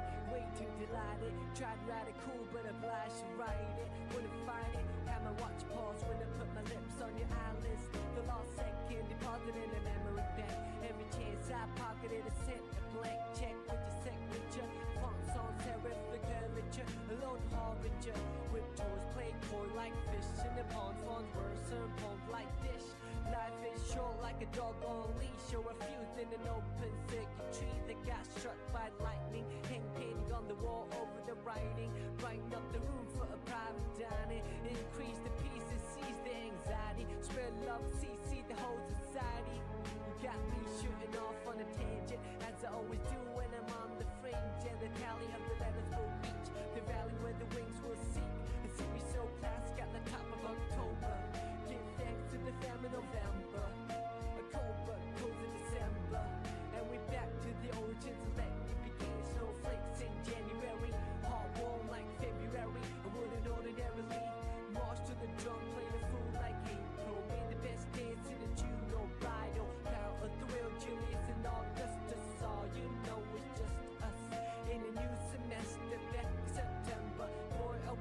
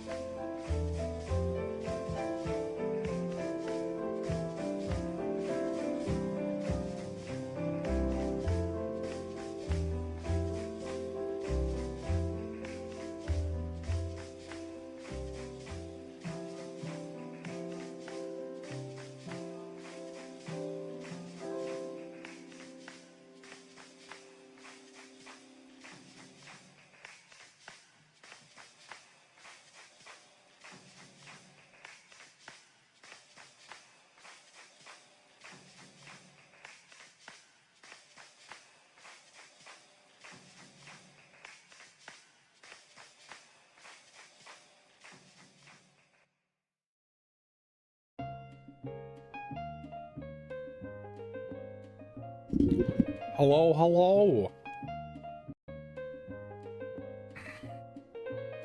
Light as a feather when I'm floating through, reading through the daily news, measuring the hurt within the golden rule. Centimeters of ether, I'm heating the speaker. Motivational teacher with words that burn people. Singing the headlines, line with discord. It's either genocide or the planet in uproar. Never good. The rules in paradise are never nice. The best.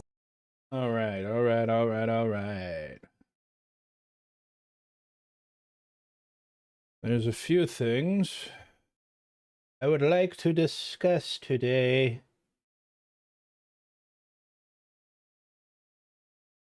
You know what? Excuse me. Let's start with this fucking asshole. And then we'll move over to her. And then I also want to show Don Lemon's shit.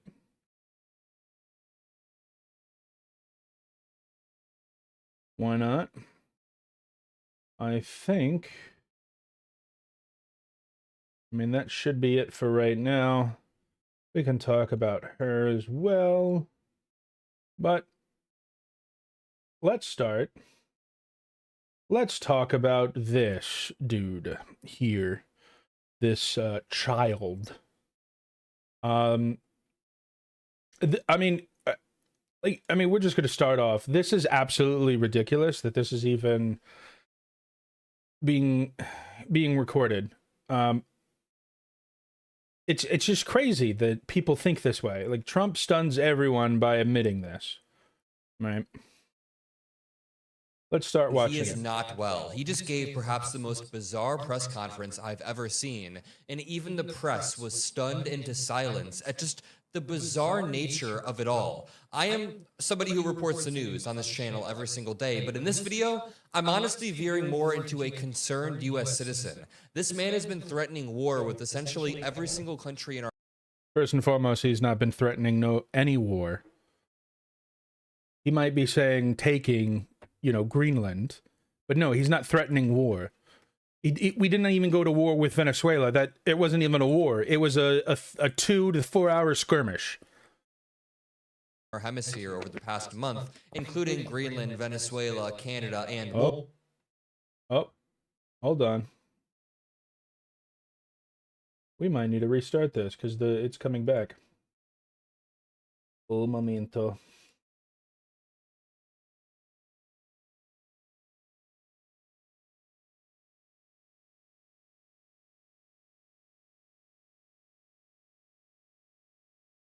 Folks, we are one... Okay, we might need to just lower the volume then.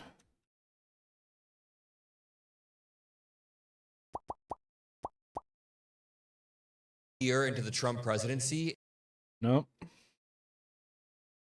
And he is not well. He just gave perhaps the most bizarre press conference I've ever seen, and even the press was stunned into silence at just the bizarre nature of it all. I am somebody who reports the news on this channel every single day, but in this video, I'm honestly veering more into a concerned U.S. citizen.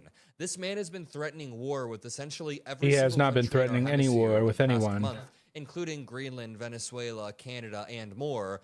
Then he placed tariffs on a lot of our NATO allies because he couldn't annex Greenland, therefore tanking the stock markets. First and foremost, it's just a tactic.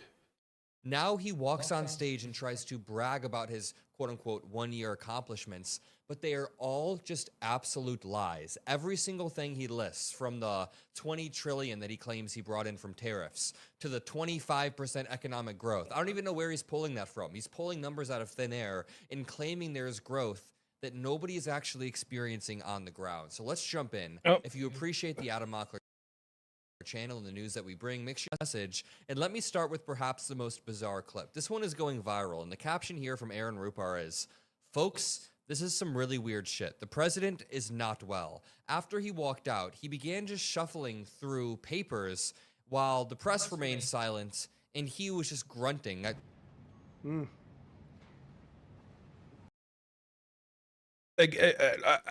Again, it just boggles my fucking mind.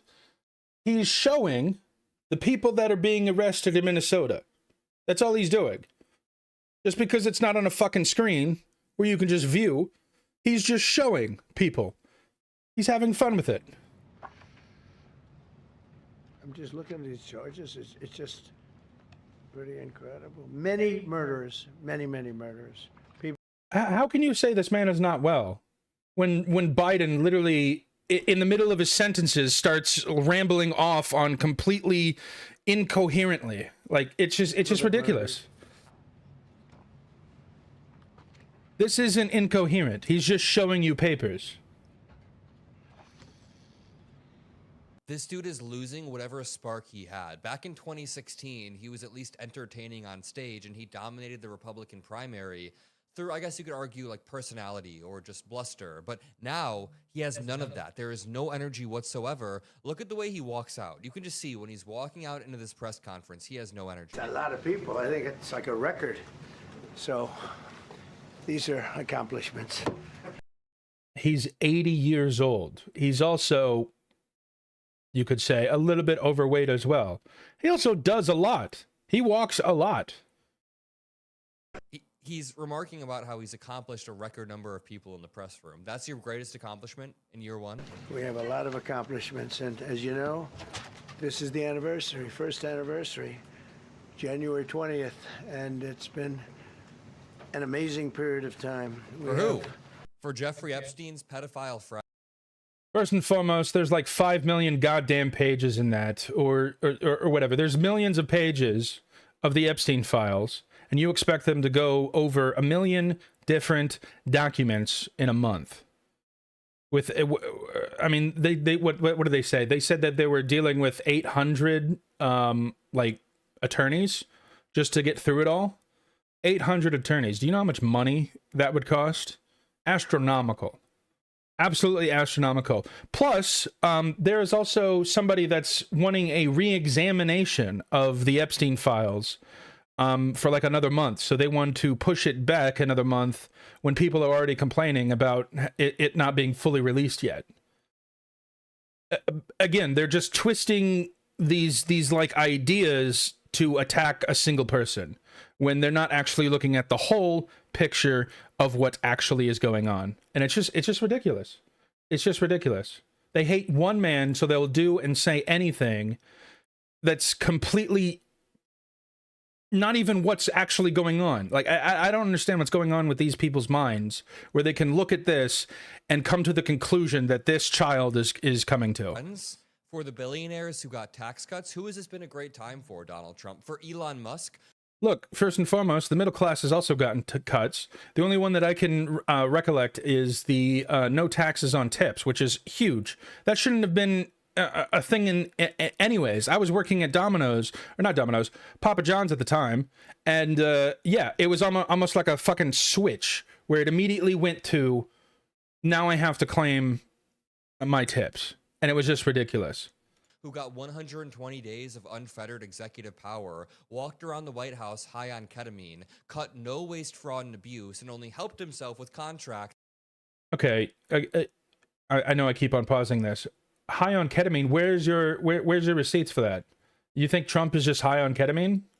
And now is complaining that there is still more fraud, despite having done nothing. Who is this good for?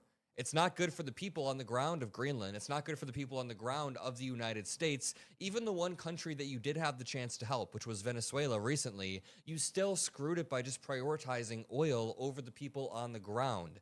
Donald Trump is not helping anybody throughout this presidency other than billionaires, pedophiles, and maybe Elon Musk. But what's the difference? Exactly a book that I'm not going to read to you, but these are the accomplishments of what we've produced. All page after page after page. Are they all redacted like the Epstein files are? I mean, that's a really thick... Are these the Epstein files right here? These are the accomplishments that you have? I don't know what could possibly be in there. Donald Trump then continues to just ramble about how he's done more than any other military or administration in terms of the military. Individual things. I could stand here and read it for a week and we wouldn't be finished. But we've done more than any other administration has done by far in terms of military, in terms of ending wars, in terms of completing wars. Nobody's really seen very much like it. Dude, there is something really wrong with this guy. He is just ranting and rambling while the stock market is dropping, while NATO allies are over in Davos, Switzerland, complaining about him, saying, hey, the US president has gone mad. He thinks holding up this binder is sufficient to gaslight the American people. Maybe the people in your base, but the American people en masse are smarter than to believe your lie that you have ended like 10 wars. That's his lie lately. Look at this. He says, It's actually not a lie. He's actually worked with several different countries to make sure that there's peace agreements. It's not a lie. This man just wants to believe that it's a lie because it fits his fucking narrative. Dear Jonas, to the Prime Minister of Norway, he said, considering your country decided not to give me the Nobel Peace Prize for having stopped 8 wars, I no longer feel an obligation to think purely of peace. Obviously, Trump has been losing his mind for a while, but when I saw this letter, something kind of clicked in me. I was like, I think this is new. This is a new level of Mad King type of rhetoric. This is like the last season of Game of Thrones when the king has fully lost. He's just upset. He just sent a letter that he's just upset. First and foremost as well. I mean, it is a bit concerning that he is saying no peace. But he did recently say that he's not going to take Greenland by force. But he has been working with the Greenland government on acquiring it. And there's this very specific reason on why we should acquire Greenland, which we'll watch after this. Lost their damn mind. In this one, Donald Trump begins to rant about Somalians, but it doesn't really make sense. It's worse. No, Minnesota, the crime is incredible. The financial crimes are incredible. And the problem is because of the agitators and insurrectionists, whatever you want, troublemakers, but they're paid agitators and insurrectionists. Nobody talks about the fact that $19 billion at a minimum is missing in Minnesota, given to a large degree by Somalians. Can I just point out that if you want to talk about fraud, the vast majority of fraud committed on a yearly basis and throughout the past decade and throughout American history is Wall Street or white-collar crimes. I mean, yes, look but at again, Donald that Trump's does recent not pardons. that does This should not be enough. that does not diminish the fraud that's happening in Minnesota, where I do believe, I mean, let me actually confirm this. Is there any voter identification in Minnesota?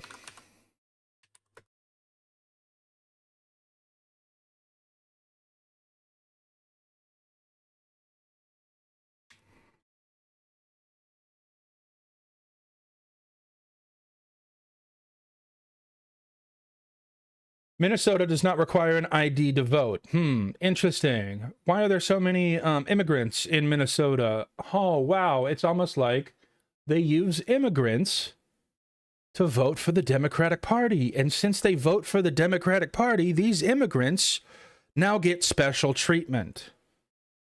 Again, yes, we can't look over Wall Street, but they've been doing this ever since Wall Street was a thing.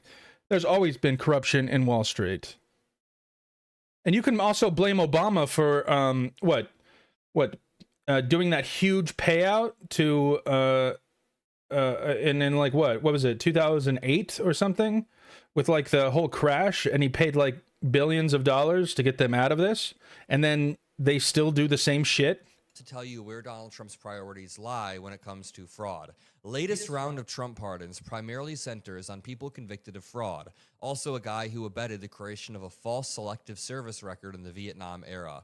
A bunch of people who were sentenced, conspiracy to commit wire and mail fraud. Conspiracy to commit wire and mail fraud, embezzling by postal employee, conspiracy, aiding and abetting the making of selective service, fake selective service registration certificates, armed bank robbery, possession of an unregistered firearm, conspiracy to commit securities fraud. These are all different people that Donald Trump has decided to pardon. This is like if Bernie Madoff were still alive, I think Trump would genuinely pardon Bernie Madoff and then the next breath begin to complain about fraud, the massive amount of fraud. Look, Trump is not doing a good thing by doing this, but there has to be an explanation for it. His tone on her that after she gave him the Peace Prize. Remember, 2 weeks ago, after he removed Maduro, Donald Trump claimed that Machado did not command enough respect and that she should basically go away. Now that he got her Nobel Peace Prize, he's very happy to speak to her. Drug dealers and prisoners.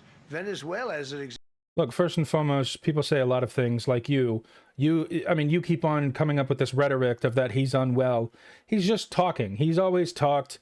He always talks out of his ass at points. Again, yes, that hurts him in the long run. But again, it's just it's it's the hate for just one man that is fueling all of this discourse with this child, as well as other people that are just absolutely fucking delusional, and hating just one man.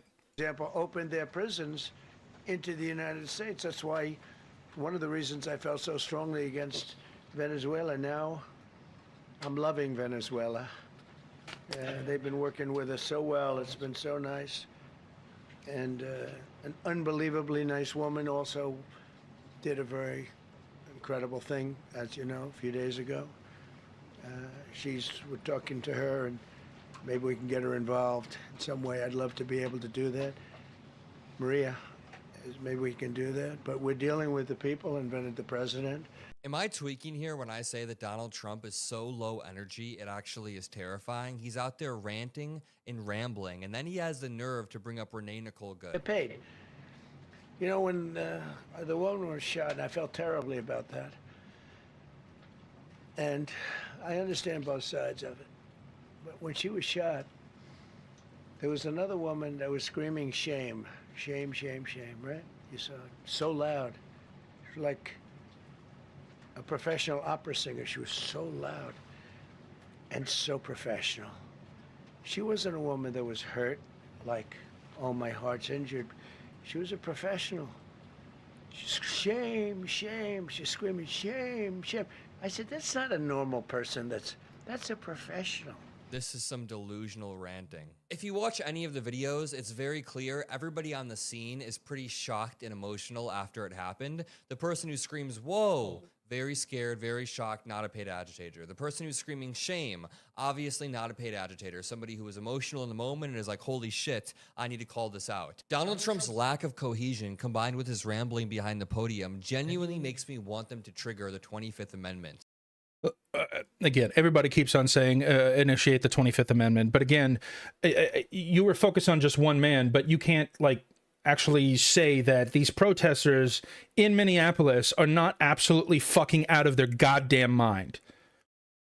See, he can't look at both sides. It's always just one side or the other, right? Yes, Trump rambles. Congratulations, you figured that out. But again, calling it out constantly, saying that he's delusional or he's losing his mind or anything like that. It makes no sense. He's just a man that rambles. He does it all the time. He's also 80 fucking years old, and he does more work than this fucking child. I think, as I said in a video yesterday, Republicans in Congress need to place maximum pressure on the people around Donald Trump. And they say, listen, we are going to join the Democrats and impeach all of you. Pete Hegseth, Marco Rubio, Stephen Miller, Susie Wiles, J.D. Vance. None of them are going to impeach the president. And plus, even if the president is impeached and removed from office, J.D. Vance is then going to take the place, which is just a more coherent Donald Trump.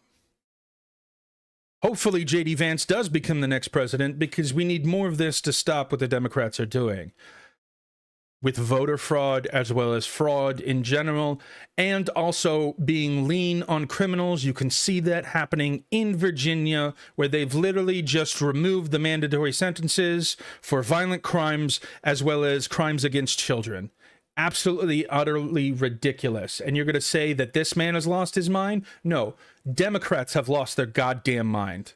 All of you will be impeached if you do not go and invoke the 25th Amendment right now. That's it. It's as simple as that. If you invoke the 25th Amendment, we will not impeach all of you. We will not impeach all of you. To continue. You were doing the same thing that Trump's doing with tariffs. You were literally threatening other people of impeachment. Again, this is the same tactic that Donald Trump is doing with other countries, is doing tariffs. So, hey, maybe we can get a better deal. Yes, it hurts us in the short run, but for the long run, it's definitely going to be beneficial. Donald Trump then just has one of the weirdest moments possible. A paperclip snaps in front of him, and he gets sidetracked and goes, ooh, I'm glad my finger wasn't in that sucker. That could have done some damage to me. Yeah, maybe with your weirdly bruised hands, it would have done damage, but what the hell am I watching here? There's the book on accomplishments. And this is something, ooh, I'm glad my finger wasn't in that sucker. That could have done some damage, but you know what? I wouldn't have shown the pain. I would have gone back. Boy, did you hear that? That was nasty. You can hear like 3 people in the room nervously laughing. They don't know if he's gonna snap any minute and start screaming or vomiting vitriol. Jesus Christ. I mean, this delusion is absolutely incredible. He's just having fun with it. Calm the fuck down. But these things, these clippers really don't hurt. They don't hurt at all. I don't know. It's a joke. It's a fucking joke. Oh, is this guy a child? Don't answer that. I think we know the answer after this entire Nobel Peace Prize dilemma. I'm gonna leave it there. Make sure you drop a like if you made it. This guy's absolutely and utterly delusional. Just hating on one fucking man. We are going to also watch this video on why Donald Trump should be annexing Greenland from this nice lady. There was a time about 100 years ago when the United States military knew exactly who the real enemy was. And it wasn't Russia and it wasn't China. It was Britain. In the 1920s, the U.S. military developed something called War Plan Red, a detailed contingency plan for war with the British Empire, with Canada as Britain's proxy. And right now, Donald Trump is dusting off a modern version of that same plan. Now, if you're watching the mainstream media, they're telling you Trump is recklessly threatening our alliances with his demands about Greenland. And Britain's premier foreign policy outlet, Chatham House, is now saying this about the United States. European leaders will remain concerned about Europe's ability to defend itself with a more unpredictable and even hostile U.S.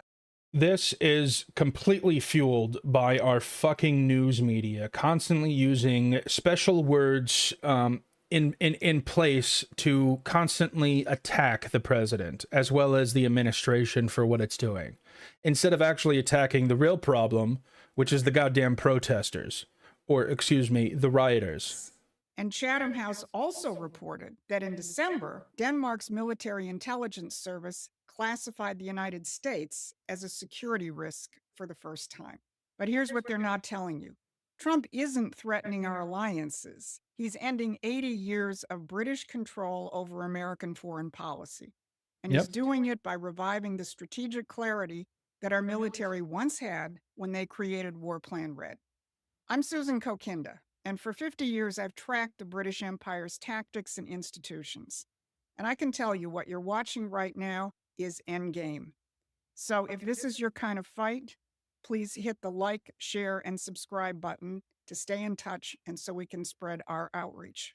So today I'm going to show you 3 things. Why NATO leaders are now discussing protecting Greenland from the United States. I'm going to talk about the forgotten War Plan Red, when America's military actually planned for war against Britain. And third, how Trump is taking on the monopolies at home, that these are the same British financial interests that shape the post-war world, and they also run the cartels strangling your housing and your health care. Now, if you're watching the mainstream media, they're telling you Trump wants Greenland for its minerals or its military bases, or it's about that. But there's much, much more. Look at what the foreign... What it also is the minerals that Greenland has. We can actually wean ourselves off from China with the whole what China is about like 80% of the battery manufacturers for all of our EVs. If we're able to obtain Greenland, we no longer have to rely on China, and it will just take a few years for that to happen. And we need that to happen because, again, China becoming a huge superpower over the United States, it's going to drastically change how the United States operates. And unfortunately, we cannot let that happen. We have to stay on top. However you feel about the United States being on top is beside the point. China has always tried to attack different countries for what they want. And they've always done like what? Like lower labor cost, and all of this other kind of stuff. That's how you explain from what, the 50s onward, and they've literally built their entire country over again. It's incredible what China has accomplished in the short amount of time. Policy establishment is actually panicking about. The Atlantic Council, NATO's outpost here in the United States, just published a piece titled Trump's Quest for Greenland Could Be NATO's Darkest Hour. And Bloomberg reported that the United Kingdom and Germany are now discussing deploying NATO forces to Greenland to protect it from the United States. Let that sink in. NATO allies are discussing how to protect a NATO member from the United States, the supposed leader of NATO. Here's what Chatham House. What they NATO is not even able to protect Ukraine from Russia. What the fuck do you think that they're going to do against the United States anyways? Donald Trump has already said that he's not going to take Greenland by force. We'll see if that happens or not. Still, we need Greenland. Is really worried about the cornerstone of NATO policy, Article 5, which triggers U.S. military support for NATO members. Here's what they say. The U.S., NATO's most powerful country by far, threatening to attack a NATO member state further damages Article 5's credibility. You bet it does. But it gets even more interesting. They continue, and they say, traditional alliance systems are reshaping daily, and European states might find they need support from other South American or other global South states in the future. And then the folks at Chatham House are very worried about the reports of potential U.S. cooperation deal on Arctic energy projects, and they got even more nervous in November with the 28-point peace plan, which includes joint Russian-U.S. plans for rare earth mineral extraction in the Arctic. Yep. Did you catch that? Europe may have to realign with the global South while the U.S. is working on Arctic economic deals with Russia. This is the British establishment admitting that Trump has broken their carefully crafted post-World War II Atlantic system. And here's the kicker about Greenland itself. The idea that Greenland belongs to Denmark is purely an artifact of imperial policy. Greenland didn't even get self-government until 2009. That's it incredible. Still has no power over its own foreign policy, currency, or defense. Denmark controls all of that. And according to the Danish media, those tensions recently broke out between Greenlandic and Danish parliamentarians, with one Greenlander accusing Denmark of neo-colonial methods. And opposition leaders in Greenland are now saying they want to negotiate directly with the United States, not through Copenhagen. So when Trump talks about Greenland, he's really talking about dismantling one of the last vestiges of European colonial control in the Western Hemisphere. And NATO, the military arm of that old imperial system, knows that if Greenland goes, the whole structure starts to crumble. Now, if you're finding this history eye-opening, if you're realizing there's a whole framework for understanding the British Empire's operations. See, what people don't understand is that it's more than just gaining land. It actually also would improve our radar detection if Russia ever decides to launch any type of missiles at us. We would be able to see those missiles within 20 minutes earlier, rather than our radar defenses on U.S. soil. That you never heard before. You should go to the Promethean Action website and subscribe to our free newsletter. But let's dig deeper into why Greenland matters strategically. Everyone keeps saying it's about Russia and China. And yes, there are Russian and Chinese elements to this. But what if they aren't your main enemy? What if the real concern is Britain and Canada? Now pull out a map and look at the world from the North Pole down. Greenland sits right between Britain and North America. And of course, the northern part of North America is Canada. What's the significance of that? Think about this geography when we look at War Plan Red. Because War Plan Red was a contingency plan for war with Britain, and Canada was the key proxy. This plan was approved and updated under the tenure of Navy Secretary Charles Francis Adams III. Now, names do matter in history.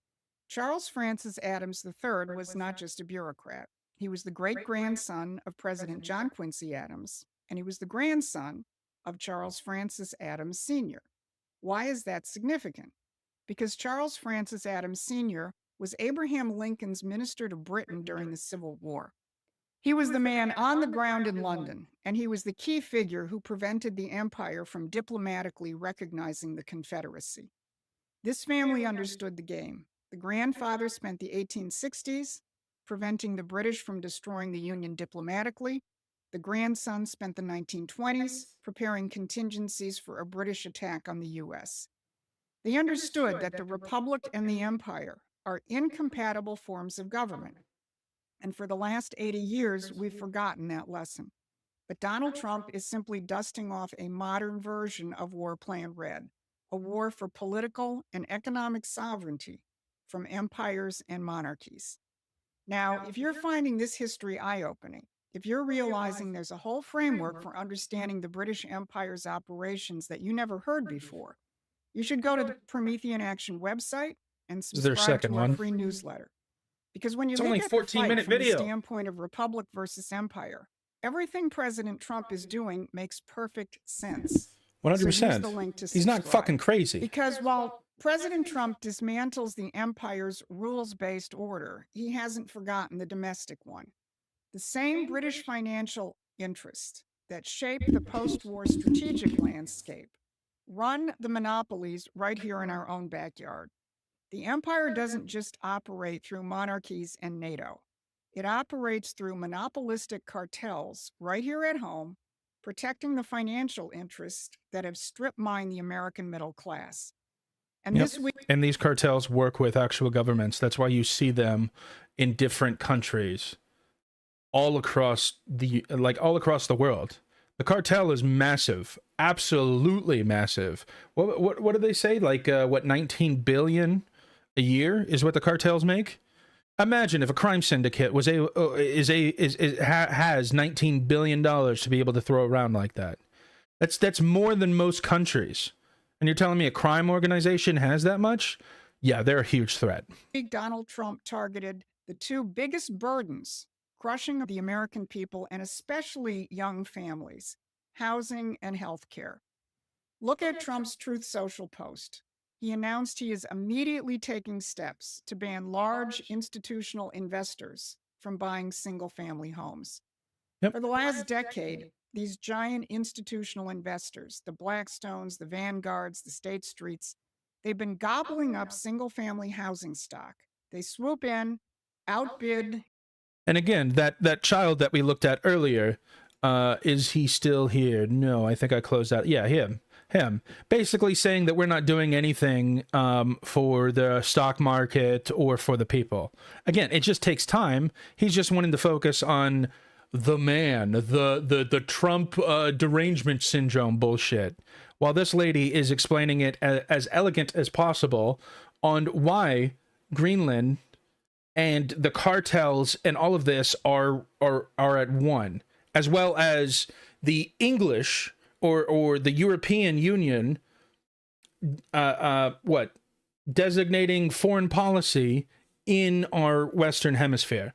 That's why we need to take Greenland, because once Greenland is gone, they have no control over the Western Hemisphere. So then we can break free of all of this and actually get minerals from Greenland. Yes, it unfortunately is mineral based, but it also protects us from Russia. It also protects us from China. And we can also wean ourselves off from getting batteries from China because Greenland has the minerals that we need. And it will only take so long. Young couples and other Americans and turn what should be a family's primary asset into a permanent rental stream for a hedge fund. This was fulfilling the WEF's playbook of turning us into a nation of renters, owning nothing, and supposedly being happy. Yep. But by forcing these institutions to divest, the administration wants to flood the market with supply and bring prices back down to reality. And that's how supply and demand works. That's what people don't understand. When you have a mass influx of people coming into this country, they have to raise the prices on rent, groceries, gas, all that kind of stuff, because again, you have to then feed and home these people. When you have, what was it, approximately 8.7 immigrants into this country, that's a lot of demand. And supply, unfortunately, was not built for 8.7 extra people, 8.7 million extra people. So prices went up. Inflation happened. Economy, fucking terrible. This is all like again, it's not just one thing or the other, it's the whole fucking picture. And what Trump is doing is playing 14 steps ahead with these people, and they're trying to degrade him and attack him for it. And it's just absolutely ridiculous. Yes, the man lies. Yes, the man rambles. Who the fuck cares? And the markets aren't too happy with Trump's announcement. Barron's reported that real estate funds slipped after Trump's announcement this week. But Trump didn't stop there. Federal Housing Finance Director Bill Pulte called this investor ban just the first punch. He said the second punch was the direction to Fannie Mae and Freddie Mac to purchase up to $200 billion in mortgage-backed securities to begin to drive down mortgage rates. The effect of both of these actions was to immediately begin to bring some more mortgage rates down below 6%. Of course, the other huge burden is the cost of health care. We discussed that in the Wednesday briefing when Trump challenged Republicans in Congress to join him in the simple revolutionary concept of no money to the insurance companies, give it directly to the American people. But actually, the biggest cartel of all isn't housing, and it isn't even health care. It's the one Eisenhower warned us about, the military-industrial complex. And in a series of blistering posts, President Trump demanded that major defense contractors end their stock buybacks and cap their salaries. Think about this. These companies took taxpayer money meant for defense and used it to pump up their own stock prices instead of building ships or fixing planes. Well, this is what happens when you introduce policy that incentivize this such action. He's demanding that they stop being financial institutions and start being industrial ones. And the president has said that this economic message is the one he's going to deliver at Davos in a week and a half. Break the financial parasites so the real economy and real families can grow. So let's connect the dots.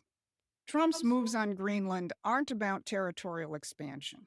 They're about ending NATO as an instrument of imperial control and securing the Western Hemisphere against countries which still operate under monarchy.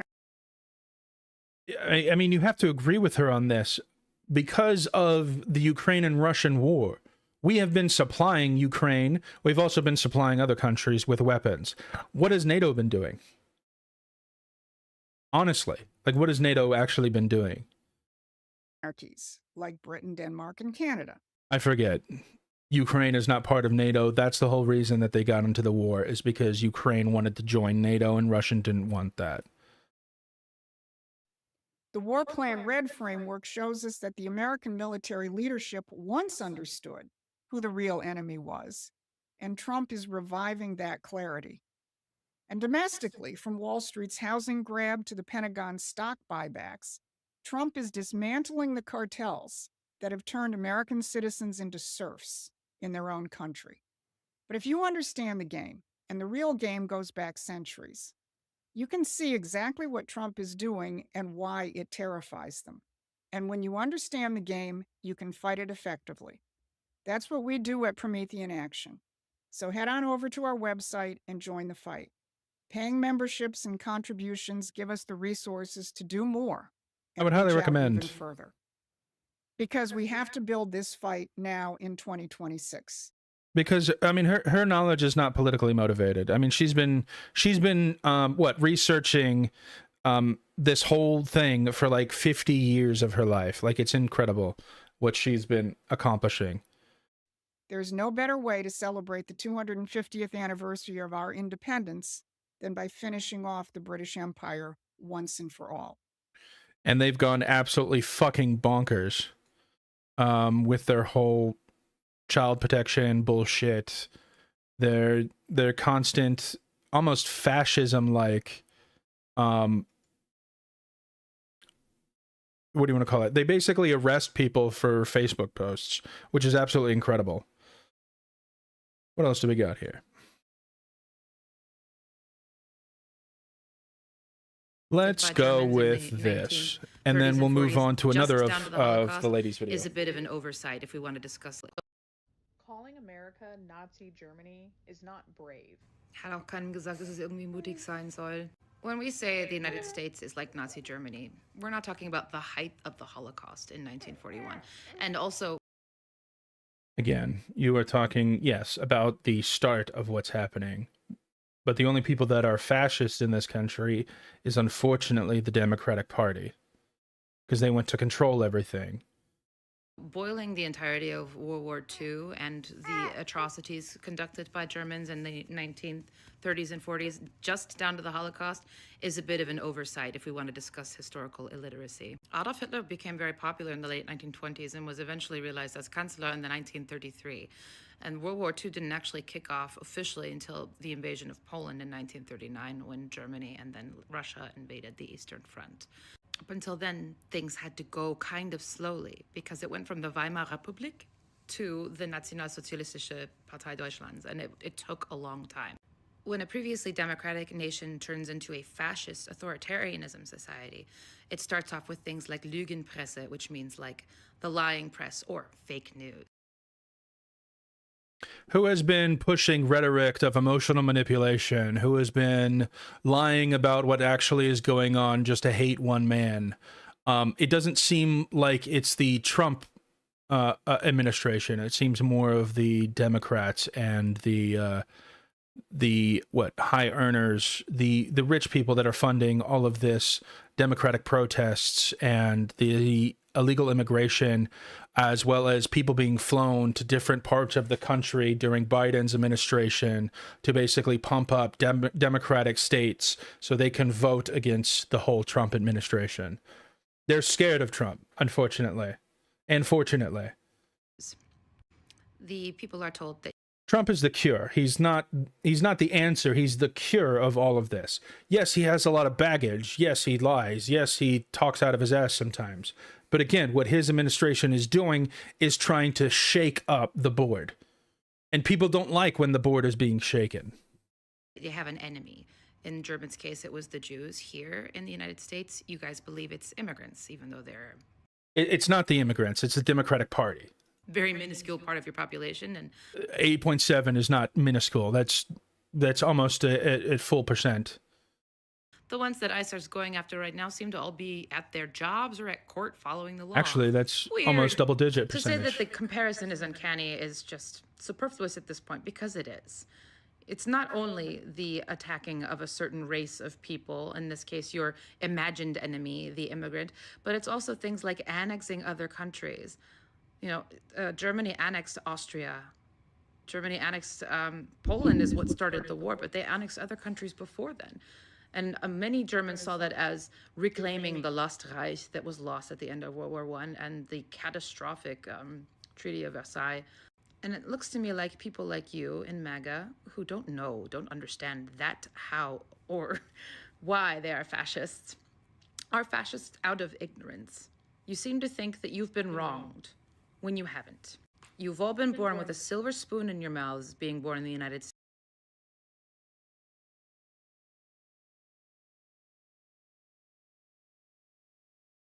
Then why is like 90% of the population the working class? We have not had a silver spoon in our mouths. We've had basic freedoms, more freedoms than most other countries. And you want to tell me that we've had a silver spoon in our mouth? The only people that have had silver spoons in our mouths, or in their mouths, are mostly the liberal white women that have no idea what it's like to live around immigrants or even the middle class at this point. And they're rioting in Minneapolis to protect immigrant criminals that have come into this country illegally. If there's no due process coming in, there's no due process going out. It is entirely that simple.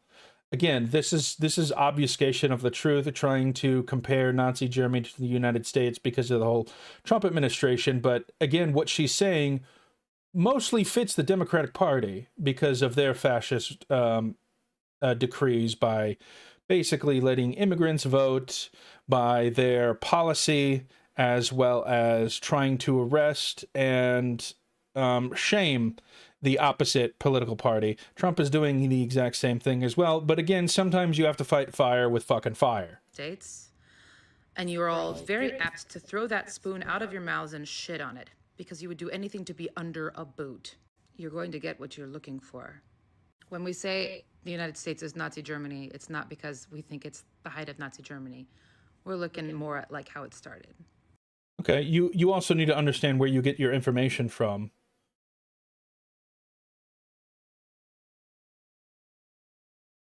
Yeah, we love immigrants, right? We love immigrants. We hate illegal immigrants. Well, we don't hate them. We just want them out of the fucking country and stop using our resources for free. Some of them do pay taxes. Some of them do all this kind of stuff. But if they've been in this country for so long, why did it take them so long to get papers? To basically go through the legal process of becoming a U.S. citizen. Again, they've had 4 years to do so. In the time of Biden, they would have probably quickly, yes. But again, they didn't do that. So they're out. And you also have these criminals killing children, people, women. It's just, it's absolutely crazy. And again, this is the whole kind of delusion that the media has pressed towards this woman, where she thinks that the Trump administration is the Nazi party when it's actually the Democratic Party that are the Nazis, the fascisms, that want to silence other people, not have an actual discussion, constantly pushing rhetoric like we need to fight our government, when in Obama's case, they never fought the government with ICE. So again, they're just scared of a man. They're not actually scared of the policy. I don't know if I'm speaking coherently. You'll be the judge of that. Let me know. Hello, everyone. This wasn't, yeah, this was just me scrolling through Twitter, which I think I'm going to still do. Oh, shit. Nick Shirley. Posted that video. Lots of other people have started to go to other locations. For instance, in correct. What makes you think that? Well, now you're seeing, since I've posted that video, lots of other people have started to go to other locations. For instance, in Ohio or in Maine or in California. They're also seeing the similar fraud take place in other daycares, for instance, in a lot of other locations. Yeah, I have a particular interest in California, being from that state, and we know that there's been a lot of fraud. There was $32.6 billion that's been confirmed in unemployment insurance fraud. Jesus. 1.2 million fraudulent community college applications. Have you gotten any sense, or have you seen any signs there that sort of are similar to what aroused your suspicions in Minnesota? Yeah, and fraud in California might be worse than the fraud in Minnesota. What makes you say that? Well, $24 billion went missing for homelessness. They've been trying to build this train for years, yet there's hardly anything to prove for that. Fires. Yeah, those are good And Gavin Newsom wants to run for president, and it's just ridiculous that people follow that man. points. So you look at, let's run through a couple of those. Because I mentioned the areas where we have confirmed fraud, but then you also have these areas where you have so much spending, and then we look at what results from that spending, and there's nothing. So $24 billion in homelessness, and yet the homeless population went up, and a state audit found that they couldn't even figure out where the money went or what the outcomes linked to that spending were. Is that something that is kind of a red flag for you? Yeah, it's a major red flag, and you don't even have to be smart to be able to know that. No, that's a red flag. Well, unfortunately, no, you don't have to be our smart. state legislators haven't managed to figure You just don't have to be delusional. that out, or at least the governor hasn't. So what are you saying about him? They're not smart. No, but yeah, I mean, it's so obvious, and that's what we saw in Minnesota, is how complicit the government has been in enabling this fraud to happen. Quality Learning Center had over 90 violations, yet they continue to give that daycare $1.9 million.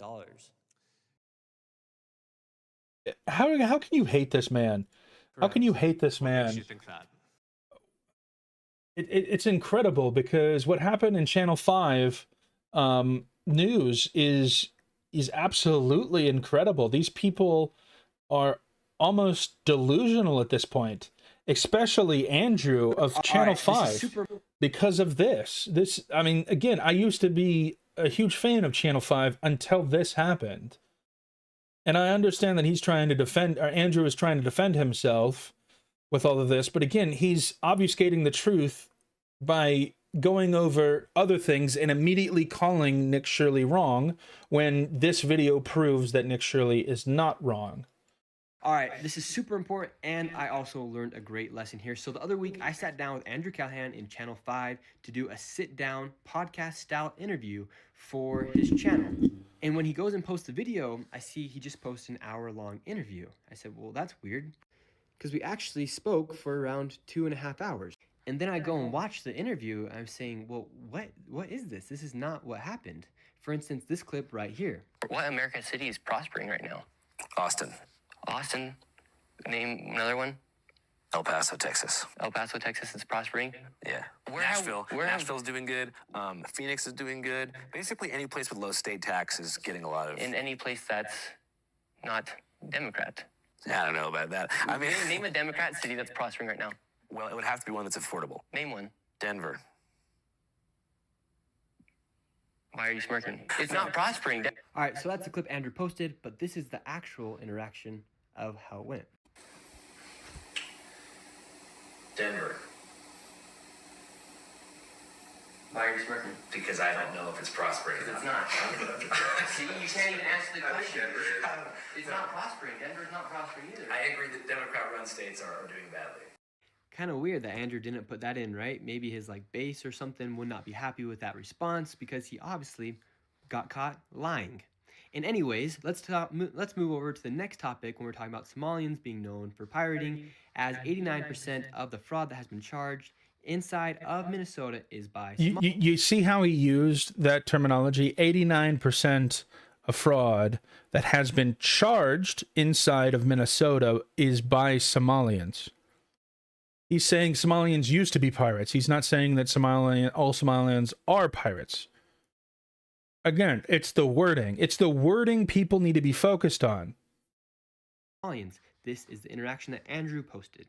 Somali community, or do you see it as both? 89% of the fraud is being committed by Somalians. Where exactly is that statistic from? You can pull it up on the screen. You'll find it. I just want to know where it's from. You want me to find it right now? For sure, just so I can, I don't know, I believe you. I just want to make sure we have the exact. Here, right here. Yeah, and it's not racist to say it. Probably. And when I go... This is what happens when I show him the fact that 89% of the people who have been charged for fraud in Minnesota are Somalians. This is what Andrew had to say. But remember, he conveniently left this out of the interview. 89% of those charged in connection with major... Identified as Somali Americans. Well, looks like we do there. I'm interested to see what you put in this interview, because It looks like there is a problem with fraud. So there you go. That's just two examples. Andrew is just agreeing with him, I guess, to move on from this talking point. But again, to not add that into the interview shows dishonesty, shows obfuscation of how the interaction went. And you will see that this man is unfortunately in his own delusions of being a journalist when it's the wording. You can see how Nick Shirley words his sentences. I'm not good at wording my sentences. I'm very impulsive because I'm an asshole. Examples from the interview with Andrew Callahan where he literally went out of his way to try and make me look bad, which is not cool. And I wouldn't say that's very benevolent of him to do by any means. But I promise you guys, people were making fun of him saying the word benevolent. And as you will see, what's his face? Andrew has been playing on that and obfuscating the truth on that. Basically, this was what, a 3-minute video about explaining his concerns about Channel 5.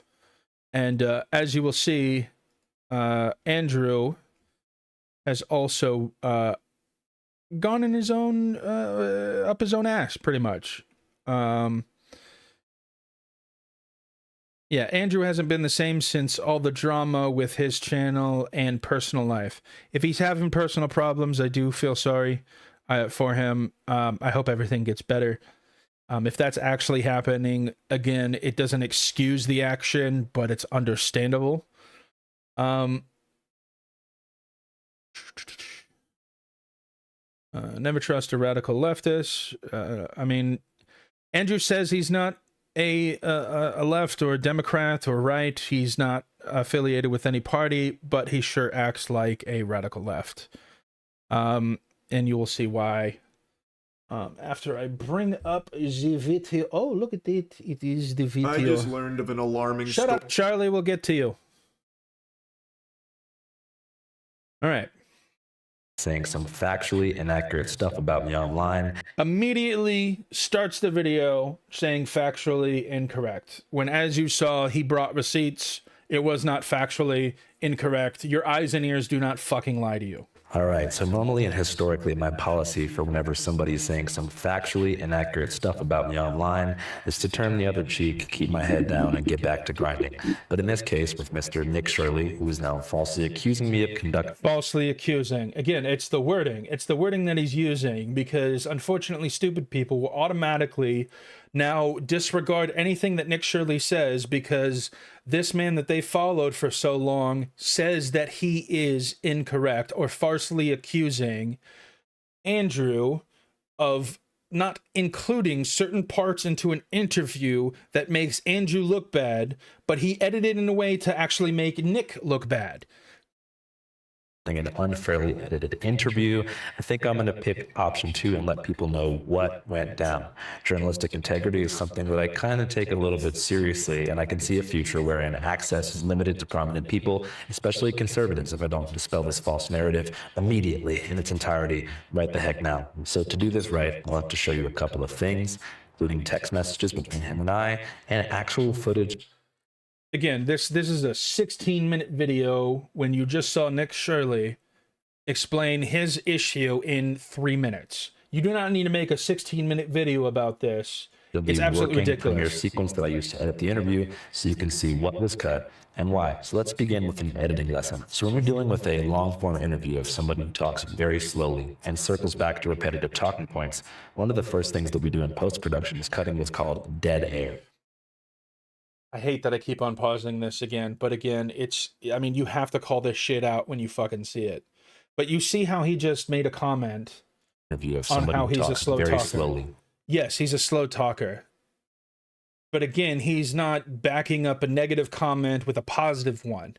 He's just constantly attacking Nick, because this constant attack fuels other people to also attack Nick Shirley. That's what I think he's not understanding. Andrew is not understanding how this kind of wording can affect people. Unfortunately, stupid people. And circles back to repetitive talking points. One of the first things that we do in post-production is cutting what's called dead air, which means long pauses between words or sentences, or fixable verbal stammers that slow down the conversation and risk boring the viewer. So in this raw interview with Nick, which had a total runtime of 2 hours and 2 minutes, we had to cut nearly half an hour of dead air to make it listenable. Many people like to choose their words carefully, so I get it, but there was a couple points in the interview that even in person we had to have Nick repeat himself because the crew felt that no amount of corrective editing would possibly be able to make him sound normal. It's been an interesting few days. Sound normal. Yes, he's not a good talker. Stop attacking him for it. Just say something positive towards Nick Shirley. It's just constant attack. It's constant attack. Again, when Nick Shirley wasn't even attacking him, he was just basically pointing out blatant dishonesty. 72 hours. My video on the expose of the fraud in Minnesota is the most viewed video ever, longer than 10 minutes, other than Mr. Beast. Can you say the fraud in Minnesota again? Because you kind of stuttered. Yeah. Wait, are there going to be cuts in this, or just going to be one take? Which will make it perfect. So if we ask for to say it again, it's just to make sure you say it perfectly. Oh, okay, yeah. So, so my YouTube, so my video on the fraud in Minnesota is the most viewed video ever by a creator, longer than 10 minutes, expose style, than anybody other than the name of Mr. Beast. So bear with me here. I'm going to show you the raw footage, and we'll see how with the magic of editing, we were able to make Nick sound actually smarter and faster. Smarter and faster, basically equating that Nick Shirley is not smart. Nick Shirley is very smart. You wouldn't have this video blow up so massively if Nick Shirley was not smart. Plus, he hired a man that has been doing an investigation on these fraud centers for years, decades, I think. Than he was in person. Check this out. How does that make you feel, like gratification-wise, as an independent journalist? Well, I think it's the first video you've seen in a long time where a journalist actually went and created a video that created a change instantaneously. For instance, you had the HHS, Health and Human Services. They froze all funding to childcare inside of Minnesota and then they're asking for businesses to prove that they are legit businesses before they give tax dollars to these businesses that are not really businesses. How does that make you feel, like gratification-wise, as an independent journalist? Well, I think it's the first video you've seen in a long time where a journalist actually went and created a video that created a change instantaneously. For instance, you had the Health and Human Services. They froze all funding to childcare inside of Minnesota, and then they're asking for businesses to prove that they are legit businesses before they give tax dollars to these businesses. So in that interview, we probably did that same thing as far as trimming dead air and splicing B-roll. No joke, probably 30 times, as you can see here on the timeline. And it was never to take him out of context, but to help him get his point across. We do this for every good faith interview or 5-cast we've conducted so far. From Hunter Biden, which had a raw run time of 5 hours before being cut to 3:24, to Hunter Kozak, to Alex Jones, to Hamilton Morris, Jan DeSanti, to pretty much everybody we've ever talked to. Exactly. 100% not. Is that and there's this conflation that people have. I mean, I think they're opening up an investigation to cocaine that was found in a cubby outside the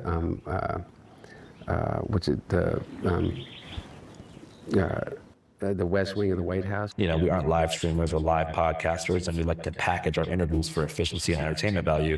So that's just something that we do. So the other cuts in the Nick Shirley interview that weren't dead air related were conversational beats that I personally found either boring, repetitive, or so off topic to the point that they derailed the conversation away from its intended focus, which was fraud in Minnesota and Shirley's personal background. We cut probably 25 minutes of unproductive, redundant banter about Portland, Mormonism, gay marriage, his new crypto coin. I heard you also made a coin of some kind? I did not. Well, I didn't make a coin. I just joined a platform where you can monetize your content. And so yeah, it is a coin. You can then monetize your content, just similar to like how you upload on TikTok. You can upload your stuff on there. It's just based off Coinbase. Basically what he's doing is turning his videos into like a stock market kind of thing. The history and ethics of welfare in America, and 6 whole, nearly identical back and forths about his 89% statistic that he falls back on unchallenged. 89% of the fraud is being committed by Somalians, and 89% of the fraud being committed inside Minnesota is by the Somalian population. Look, again, it just proves his point of, because he's using a high number that makes it a shock value. He uses it repeatedly, yes, but it's trying to get his point across. That's all it really is. And again, he's talking about cutting dead air, right? You're talking about cutting dead air. Points or agreements should not be like cut out because it was dead air. You are obfuscating the truth by hiding it. That's what obfuscation means. 89% of the fraud happening by people who were brought into our country and then committing fraud. So 89% of the fraud happening in Minnesota is from the Somalian population. Right, but 95% of Somali Americans in Minnesota are legal. Yeah, 89% of Somalians are committing fraud. Since we ended up including an extensive dialogue about that stat around the 50-minute mark of the final cut, I personally didn't feel the need to torture all of you guys with 5 other versions of that conversation. Again, the whole torture thing, it's the wording. It's the entire wording of this that is just constantly attacking Nick Shirley for it, instead of actually talking about what is the actual issue. He doesn't talk about it until near the end of the video. So this whole fucking 16-minute video is just trashing Nick and how he edits the videos. 9% of the population, or 89% of the fraud being committed in Minnesota is by Somalians. And just so we can put that on screen to verify, do you know where that data is from? Yes, you can put it up on screen. It's public. And if you watch that raw cut, the 2-hour cut, which I made clear in text with Nick that I was willing to share with him in 4K when I got back from Greenland, you will see exactly what I mean. This is not a Sacha Baron Cohen style ambush edit or a Jim Jeffries Avi Yemeni situation where I primed him, by saying crazy shit to get his guard down and then Shanghai him in post-production. I was trying to help Nick Shirley, which it seems up until yesterday he really appreciated. But you're So trying to after the help interview came out yourself. about a week ago, he texted me right after saying the backdrop of this interview is hilarious. It was filmed in his uncle's upscale game room in Farmington, Utah, in front of several taxidermied bears that were presumably killed by the Shirley family. He goes on to say, fun watching the reaction from both sides. Appreciate you coming out. Wish you the best in all you do, bro. To which I replied kindly.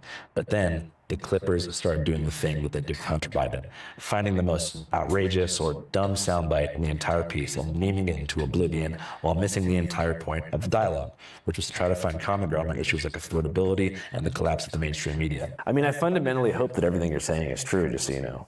Yeah, I hope so too. Yeah, I hope we all have the best interest in society and for our people, because the affordability is insane and people can't buy houses. And if we're talking about creating change, we need to let innovation prosper inside the United States. Yeah, and you're not seeing it.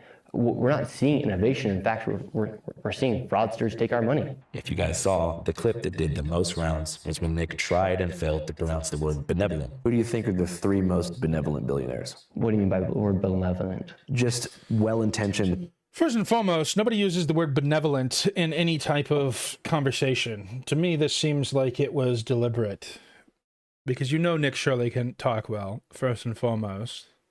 Again, it just seems deliberate. I know this kind of like conspiracy theory bullshit. But again, it just seems like benevolent. Nobody uses benevolent. Positive billionaires who you think are creating, net positive societal progress. Trump? Our president? Because he never said it right and said benevolent twice, there was no way to cut the dead air or trim the stammer. So we left it in. And personally, I don't think it's that big of a deal to not know that word.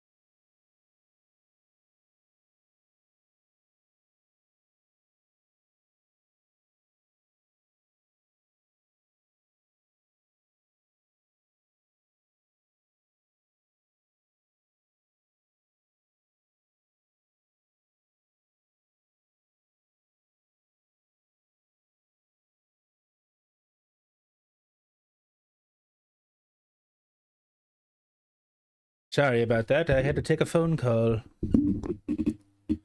I mean, he is wearing a hoodie that is making fun of immigrants for their spelling error. It's not making fun of immigrants. It's making fun of fraud. Let's get that point right out the fucking window. It's not making fun of immigrants. It's making fun of fraud. That's why it's 1-800-FRAUD. This is the biggest thing because they spelled learning wrong, which is a ha funny bullshit. Obviously fraud. Nobody in their right mind would name a fucking child center and misspell something or not even look up spelling it correctly. That's why it indicates fraud. It's not attacking immigrants, it's attacking fraud. But benevolent has more syllables than learning, so I get it. But the comments on this clip were brutal, like actually genuinely mean, and it couldn't have felt good from his perspective to read these things. But then why are you calling it out? Again, you're saying it's bad. Yes. But again, you don't have to call this shit out. Talking tens of thousands of people declaring this guy is retarded, which he's not. But there are some moments in the interview that even with dead air. He just, again, it's the wording. It's the word. You were attacking. You were absolutely attacking Nick Shirley. Watch, listen to this again. And it couldn't have felt good from his perspective to read these things. We're talking tens of thousands of people declaring this guy is retarded, which he's not. But there are some moments. Which he's not, but there are moments. Again, equating, but basically meaning that the beginning of his sentence basically means nothing. It is just, it is saying, but. It's like saying he is retarded. He's not retarded, but he actually is. It's the fucking wording. That's why I used to be a follower of Channel 5 and Andrew, and this is absolutely ridiculous. He's constantly attacking Nick Shirley, and he's only said one good thing about him in this entire video. The interview that even with dead air trimmed for speed, Nick does not give his best performance, particularly when blaming immigrants for rising rep prices. It's just simple supply and demand. If you have It is simple supply and demand. When you have 8.7 million immigrants coming into the country, you have to house them, feed them.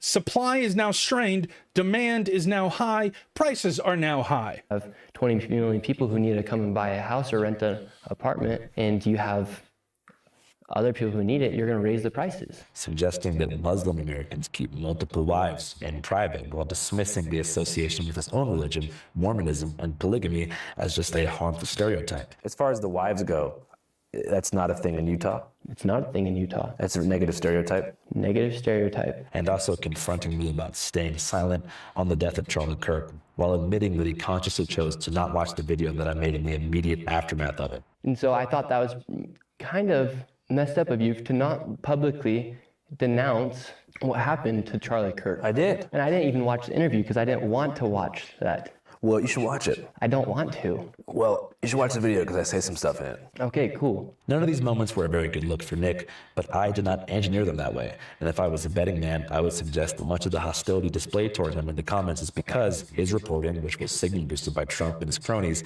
has been a driving factor in ISIS.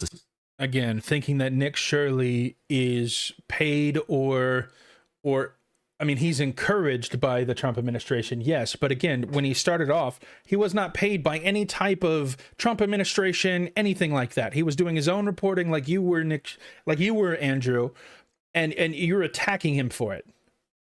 You're attacking him for it because you have viewpoints that are leaning more towards the left, and you are attacking him. You are constantly attacking him in this whole fucking video and not actually getting to the root problem of what he asked for.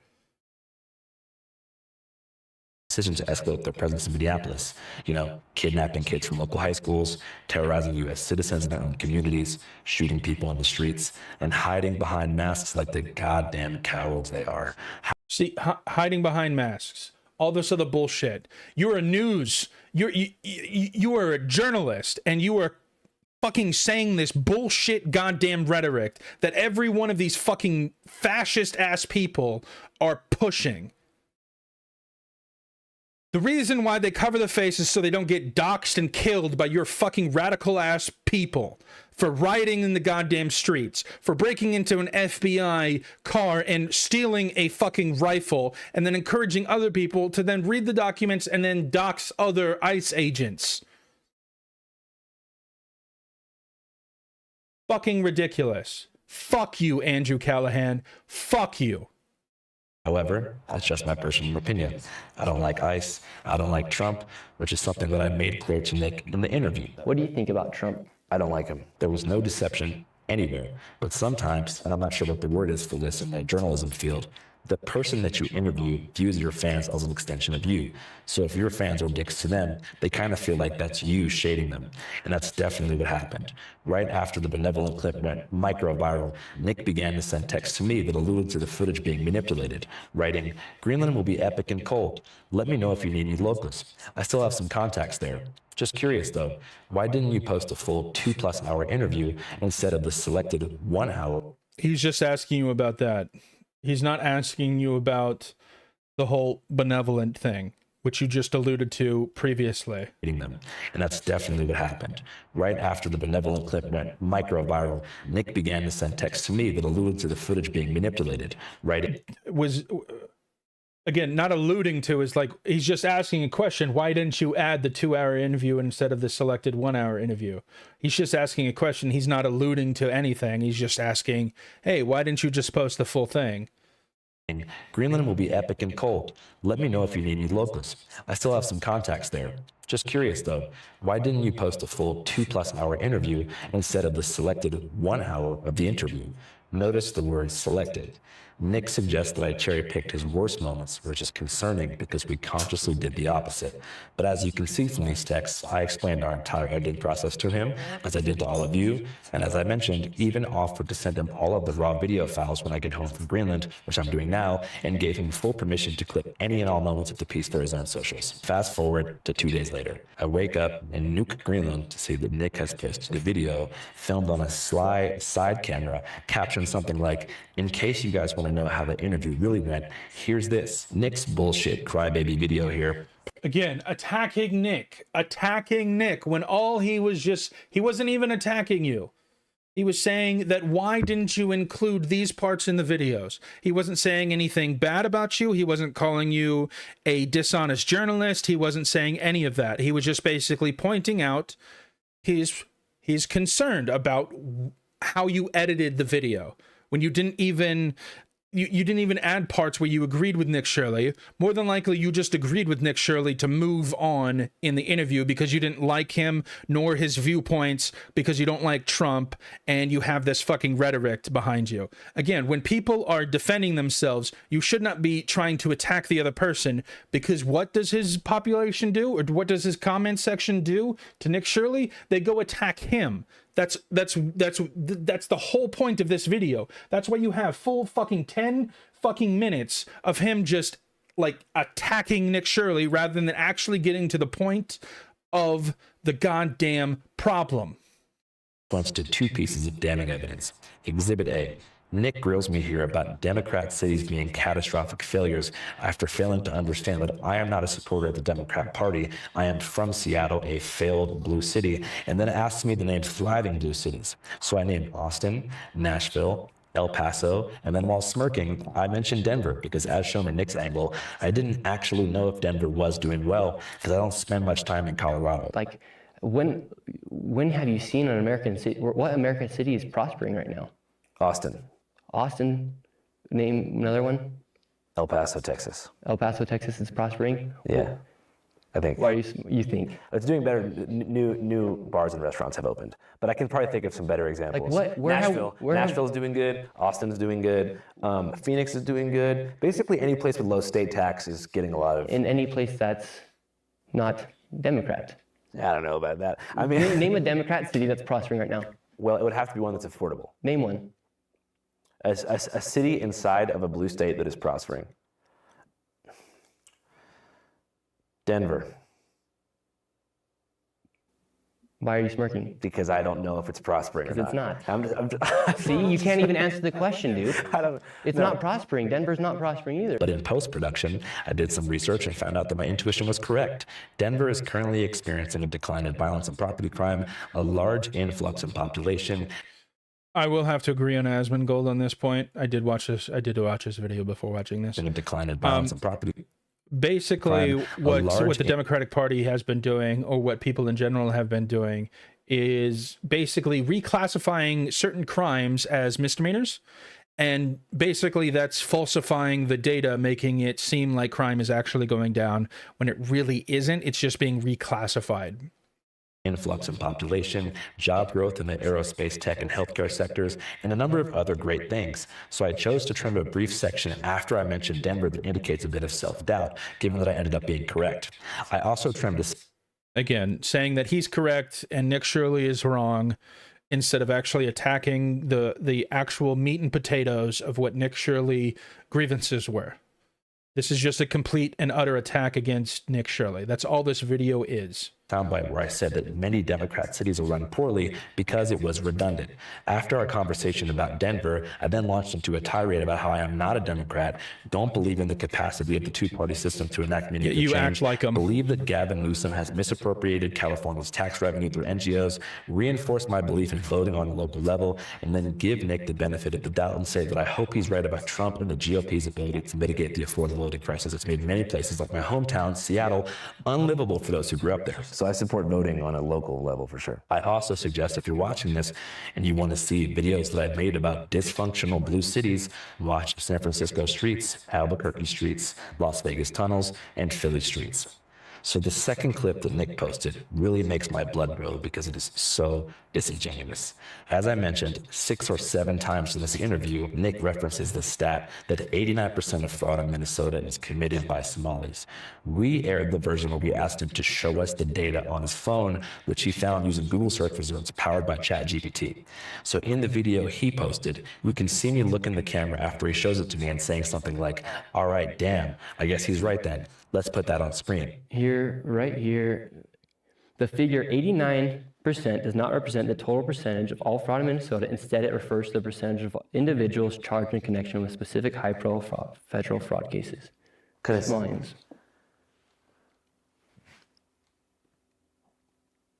89% of those charged in connection with major... Wow. Identified as Somalian Americans. Well, looks like we do.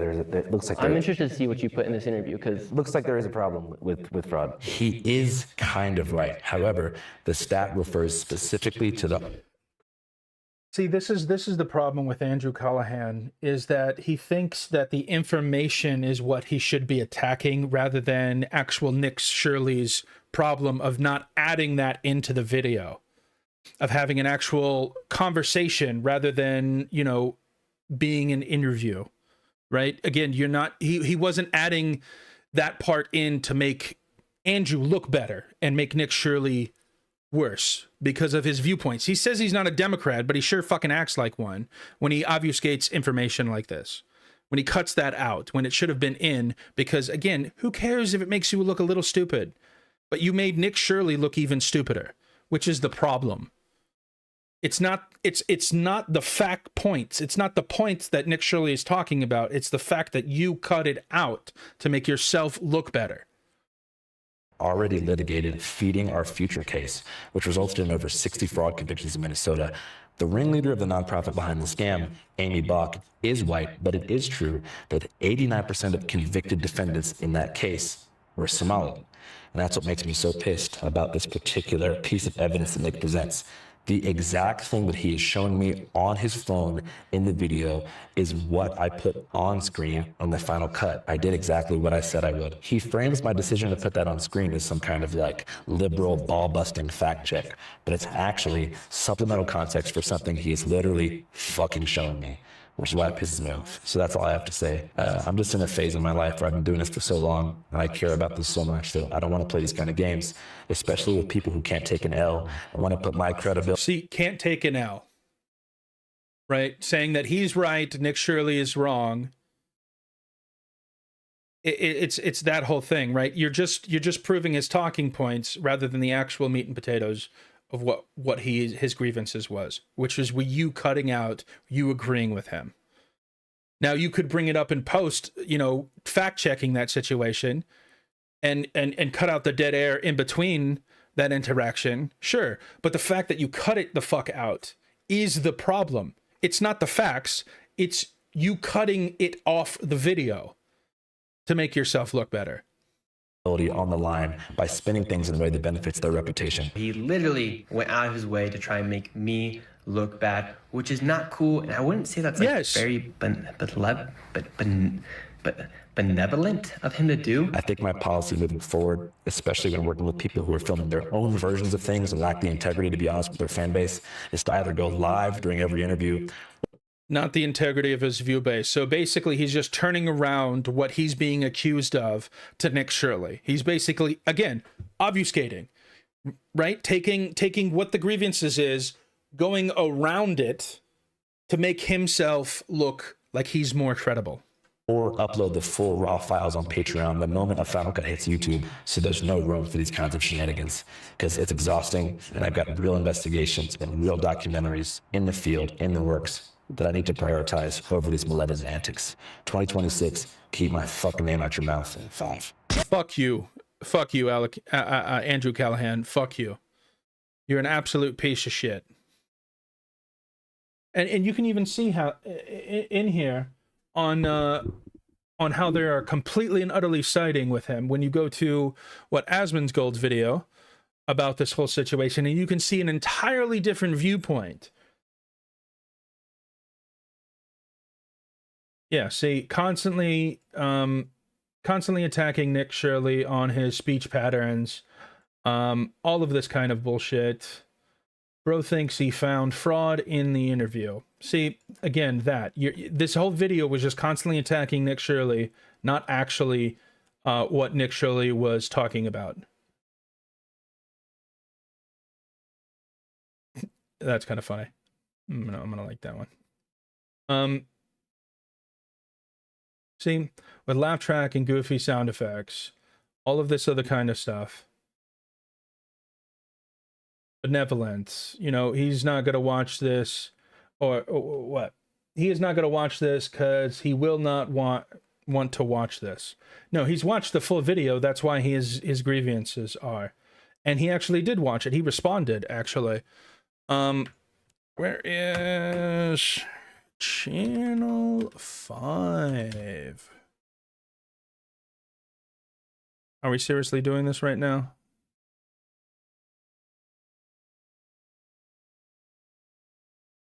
Yeah, we are.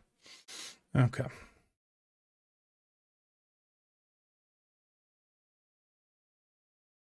Did I like it? I might have responded to it.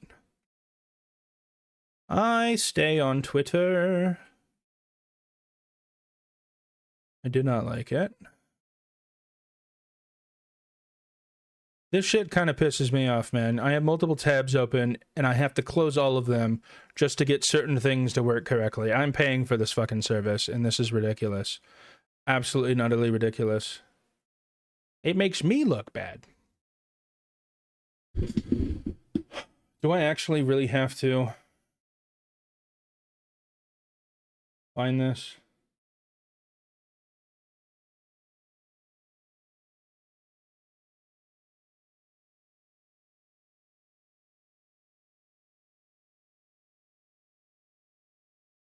Yep, there we go. Full response to Nick Shirley addressing the claims. And he basically replied, haha, Andrew just dropped a 15-minute masterclass of how to deceptively edit an interview. Good work.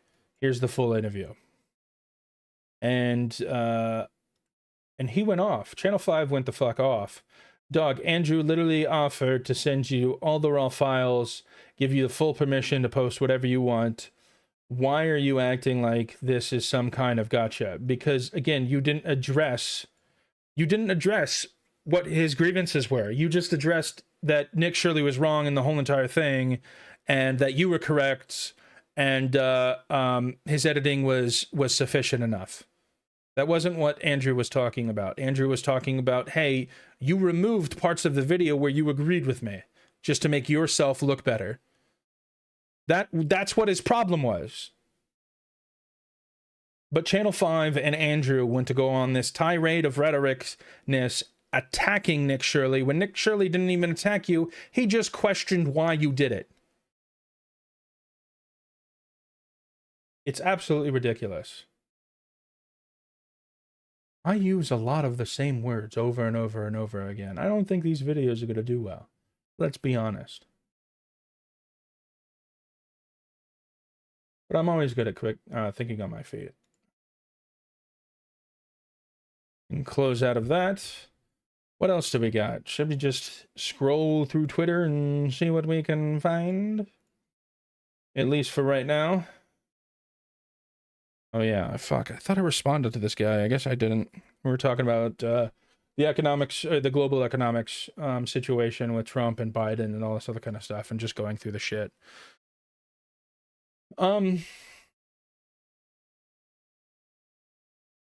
See, using the constant grifter. This is the constant attacks that was fueled by Andrew.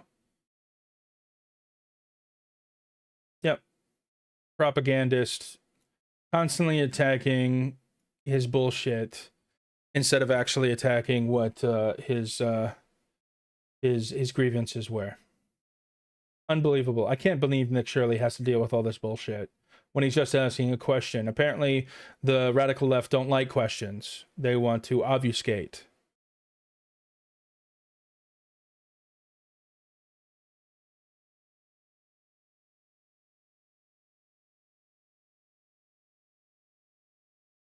What do you have to say this time, lady? Grow, baby, grow. That's the message Treasury Secretary Scott Bessent delivered at Davos. And it's the three words the global elite fear the most, because their entire system depends on managing decline. And Donald Trump and his team just invited the world to abandon the Davos model. Commerce Secretary Howard Lutnick wasted no time in landing the first punch. We are in Davos at the World Economic Forum. And the Trump administration and myself, we are here to make a very clear point. Globalization has failed the West and the United States of America. Yes. It's a failed policy. It is what the WEF has stood for, which is export, offshore, far shore, find the cheapest labor in the world, and the world is a better place. A few hours ago, saying that many parts of the world are being destroyed by the failed model of foreign jobs, mass migration, and green insanity. But if you listen to the mainstream media on both sides of the pond, you would think that Canada's Mark Carney is the defender of all that is good and noble. Carney's speech portrayed the stalwart Canadians and Europeans as the force which is now standing up to the great power hegemon like the United States, which has wrecked their beautiful post-war order. But here's what they didn't mention while defending their rules-based order. Since 1989, this order has given us forever wars and regime changes that have killed millions. And it's given the West a demographic collapse due to drugs, depopulation, and deindustrialization. And as for human rights, don't forget that the native populations in both Greenland and Canada were targets of forced sterilization campaigns carried out by their governments, who, by the way, are both monarchies. In Greenland, this included girls as young as 13. And here's the final irony. Jesus Christ. And of course, no kings. Davos this week was a massive display reading "No Kings." Now, you have to laugh because, as my friend Tom Luongo said, if they meant it, they'd start freeing Greenland from the Danish monarchy. But they don't mean it. They never do. No. Because Carney and von der Leyen aren't selling democracy. Their speeches at Davos were the opening ad campaigns for globalism light.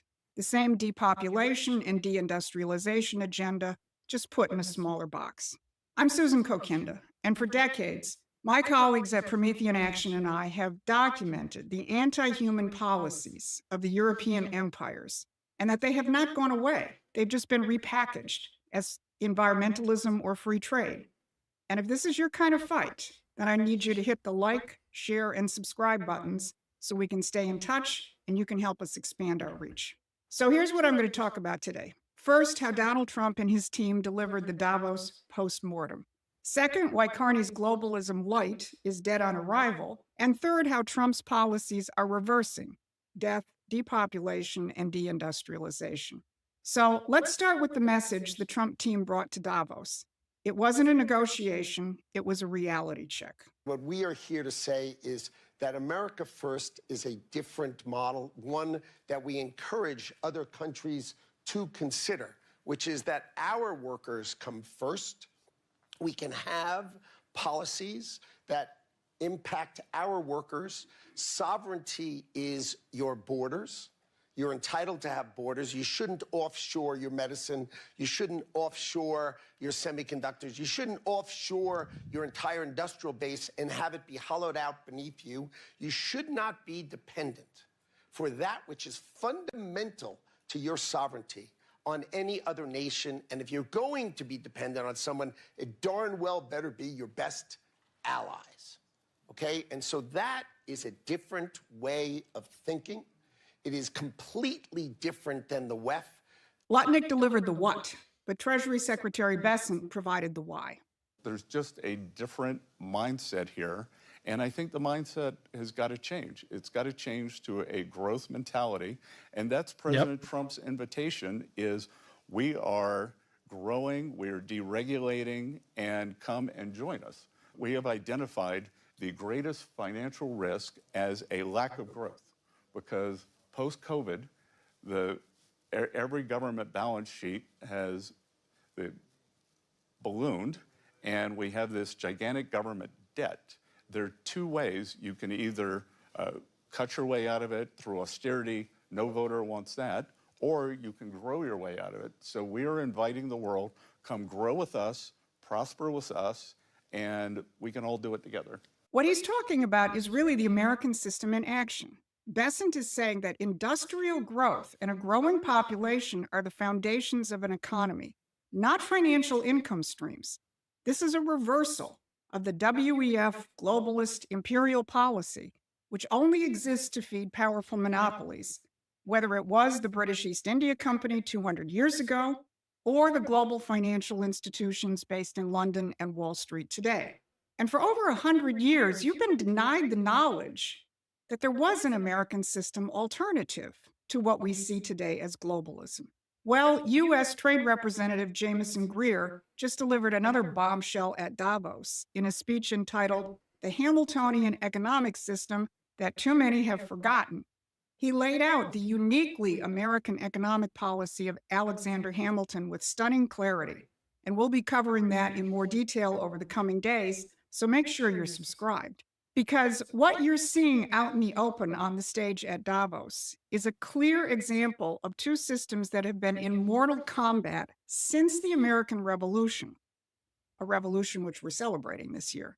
Yes. The fight is not between communism and capitalism, but the American system versus the British imperial system.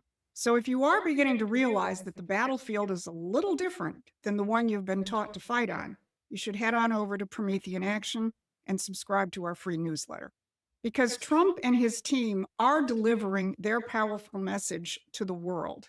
We don't just want to grow and prosper alone. We want you to abandon the insanity and join us. Because that's been Trump's whole thing, is just to abandon insanity. Now, again, yes, he rambles. Yes, he says some shit, all this other kind of stuff. But again, his intentions mean well. Everything that President Trump has done in his first year has been to grow, baby, grow, to unleash the productive power of America's workers and to throttle the power of the financier elite. But don't expect Carney and his friends to accept these offers. For the Davos crowd, this is an extinction-level event. Their entire power structure is based on feeding financial income streams by finding new sectors of the economy to loot and driving down living standards and population growth. So instead of accepting the invitation to grow, European elite are doubling down on managed decline in a downsized version. They call it regionalization. I call it globalism light. They want to link the European Union with the South American Common Market and other regional clusters to keep the Green New Deal and the Paris Accord alive. Mark Carney played his new role as the face of Globalism 2.0 to a T.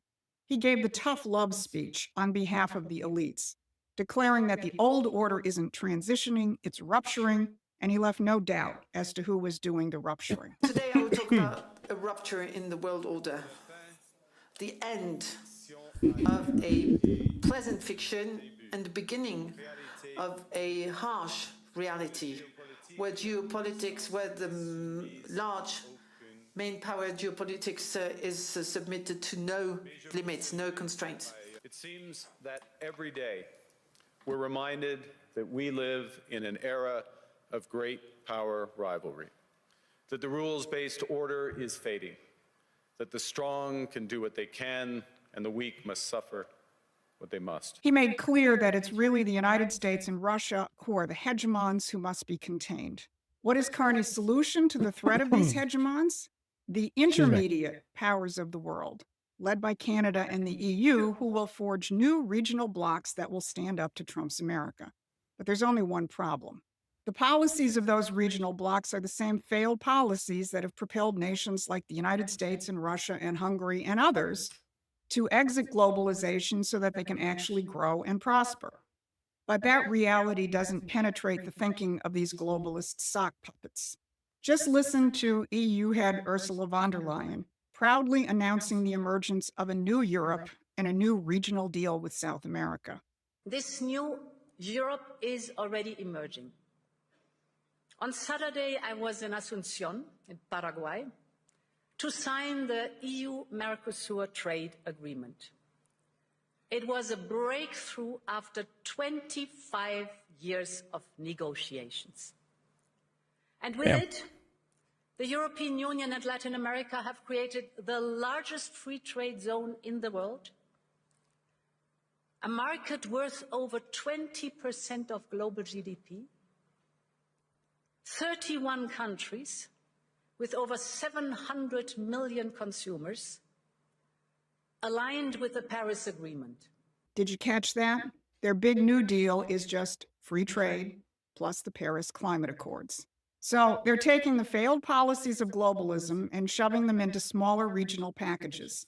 Those policies have not only failed, they're evil. And this is where the Greenland story exposes the lie. Okay. They strut around Davos that claiming moral superiority against an unprincipled United States. But their system, the system of the British Crown and the other European empires repackaged as the EU, is anti-human to its core. Denmark's treatment of Greenland proves that their view of population hasn't changed. Whether it's forced sterilization or the deindustrialization of Germany, or the suppression of economic development in Africa, or endless wars in the Mideast and Europe, it's all the same. Less people, less growth, less life. Carney calls this a rupture. Well, he's right. It is a rupture from their system of death. And thank God Donald Trump came along to be the disruptor. The most profound contrast between Trump and Davos isn't just about trade or about Greenland. It's about what a society is for. The Davos model keeps populations under control, while the financier elite loots economies and living standards. The American system is focused on fostering physical growth. And the key to this is the growth of a productive, prosperous, middle, and working class, a point which Trump's team came back to over and over again. And the day before he traveled to Davos, President Trump released his dramatic new initiative on housing, which really is a pillar for family formation and population growth. Here's what the president's new order says. Buying and owning a home has long been considered the pinnacle of the American dream, but a growing share of single-family homes have been purchased by large Wall Street investors, crowding out families. People live in homes, not corporations. My administration will take decisive action to stop Wall Street from treating America's neighborhoods like a trading floor. And as he pointed out at Davos, many of those Wall Street investors were right there in the audience. So what he is doing is really big. He is explicitly saying that large institutional investors should not buy single-family homes. Think about the difference. Davos wants you renting a little 800-square-foot apartment and owning nothing. Trump wants you owning a home and building intergenerational wealth. And it's not just housing. It's Look not at some simple. of the other things. Again, that have you think this emerged man just is in the bad. past couple of weeks. Rural health. Last week, the administration announced the largest investment in rural health care in history. Dr. Oz motivated it by pointing out that mortality rates are 9 years lower in rural America than anywhere else. He announced with these new investments, quote, your zip code will no longer be your destiny. And then let's look at fentanyl. With Trump's actual border enforcement, the flow of this poison has been cut dramatically, and fentanyl deaths have fallen by approximately 20% over the last year. That's not just... Look, 20% in a fucking year is insane. That is incredible. a statistic, that's thousands of young Americans who are alive today because of Trump's policies. So this is the choice. The Davos paradigm has always been about managing scarcity and reducing the population. And when people like Carney and von der Leyen speak about a new Europe or new agreements, they don't intend to change anything. They still see human beings as burdens on Mother Earth or cannon fodder for a free trade system. The American system and Donald Trump look at a human being and they see a creator. President Trump wants to build a future where your children are wealthier than you are and more numerous. Understanding the policies that will do that is a central mission of Promethean Action. So please join us as a supporting member or contributor. This definitely needs to be way more popular than it is. The U.S. is all about regime changes and forever warmongering, hence the Department of War. Hello, wake up, zombies, and stop spewing propaganda.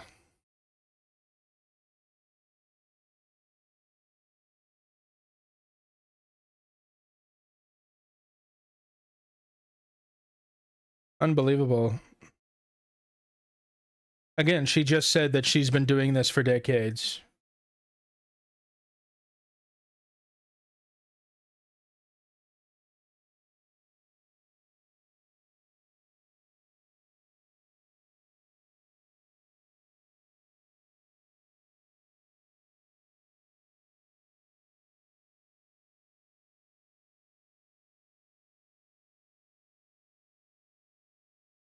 Just for some rage, babe.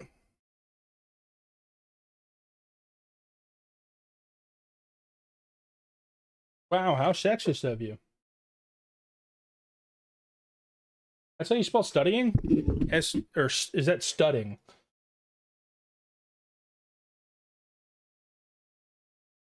Okay, so it is the Y.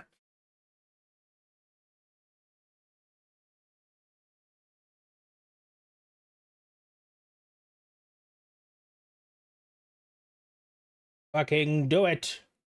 Oh. Jesus. Unclear. I mean, if we do take Greenland, which I hope we really do, because that'll be fucking amazing. I would love to be able to go to Greenland without a fucking passport. That'd be fucking cool. Plus, imagine the fucking, what do you want to call it? The skiing. Ooh.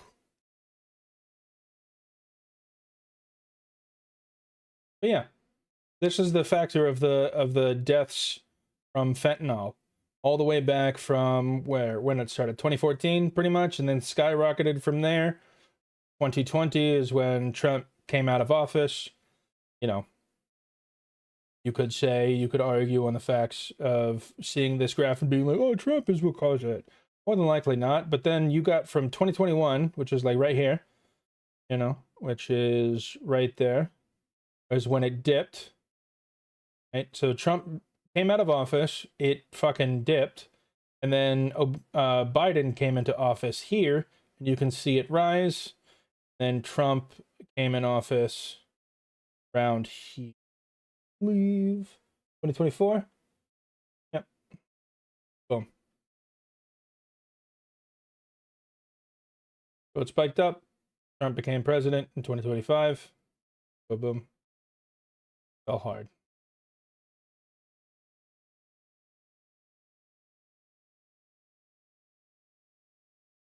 Well, I mean, they own Greenland. That's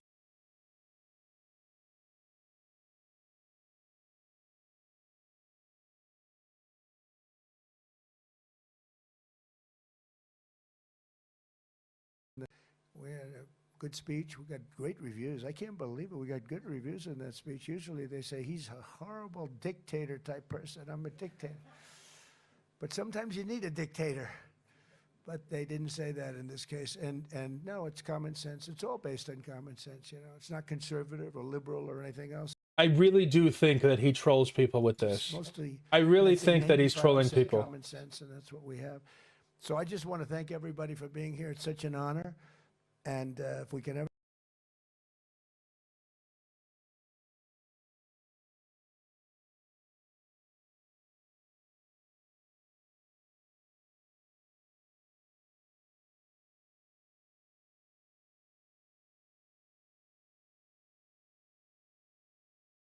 Damn, see, okay, now people are attacking him for the facts.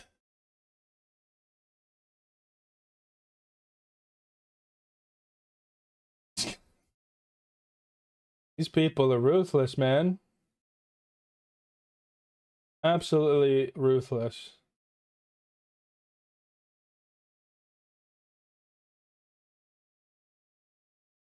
People now see the truth. Thank you, Nick Shirley.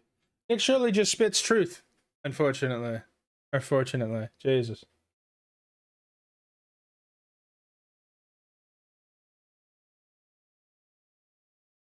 Wow, okay. This I didn't know. I don't even know if that's factual or not.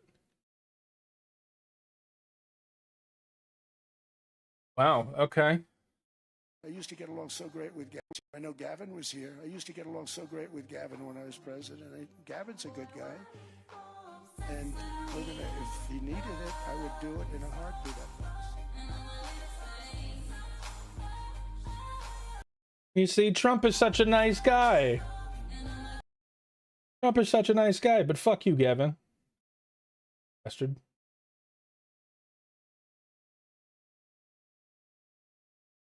With untold Democrat open borders plan to entrench Let's single look at party. this. Let's look at this conspiracy theory. Let's go for Democrat it. open borders plan to entrench single party rule. Explained in under 2 minutes. 1. Flood the country with untold millions of illegals by land, sea, and air from all over the world.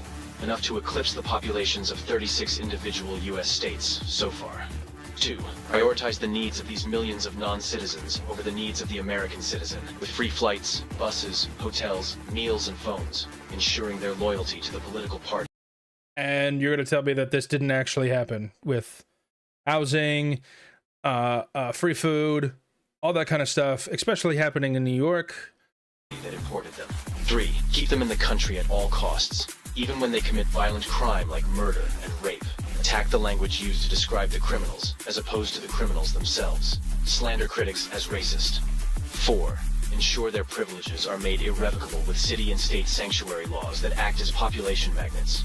Codify permanent status and ensure non-cooperation with ICE. 5. Count the non-citizens in the census that will determine congressional apportionment in the House of Representatives. As of now, that would equal 13 extra congressional districts, a tremendous amount of electoral power. 6. Wage a massive, heavily funded lawfare campaign to change state voting laws that legalize mass mail-in ballots, no signature verification, and no proof of citizenship requirements. Am I making it nearly losing impossible shit to again? prove voter God fraud. damn it. I am. 7. Lock in the permanent voting majority with campaign promises of lavish benefits and permanent Is privileges. it because I'm streaming to multiple enshrining different generational platforms? Should I just be fealty to the streaming to Democrat Twitch Party. and 8.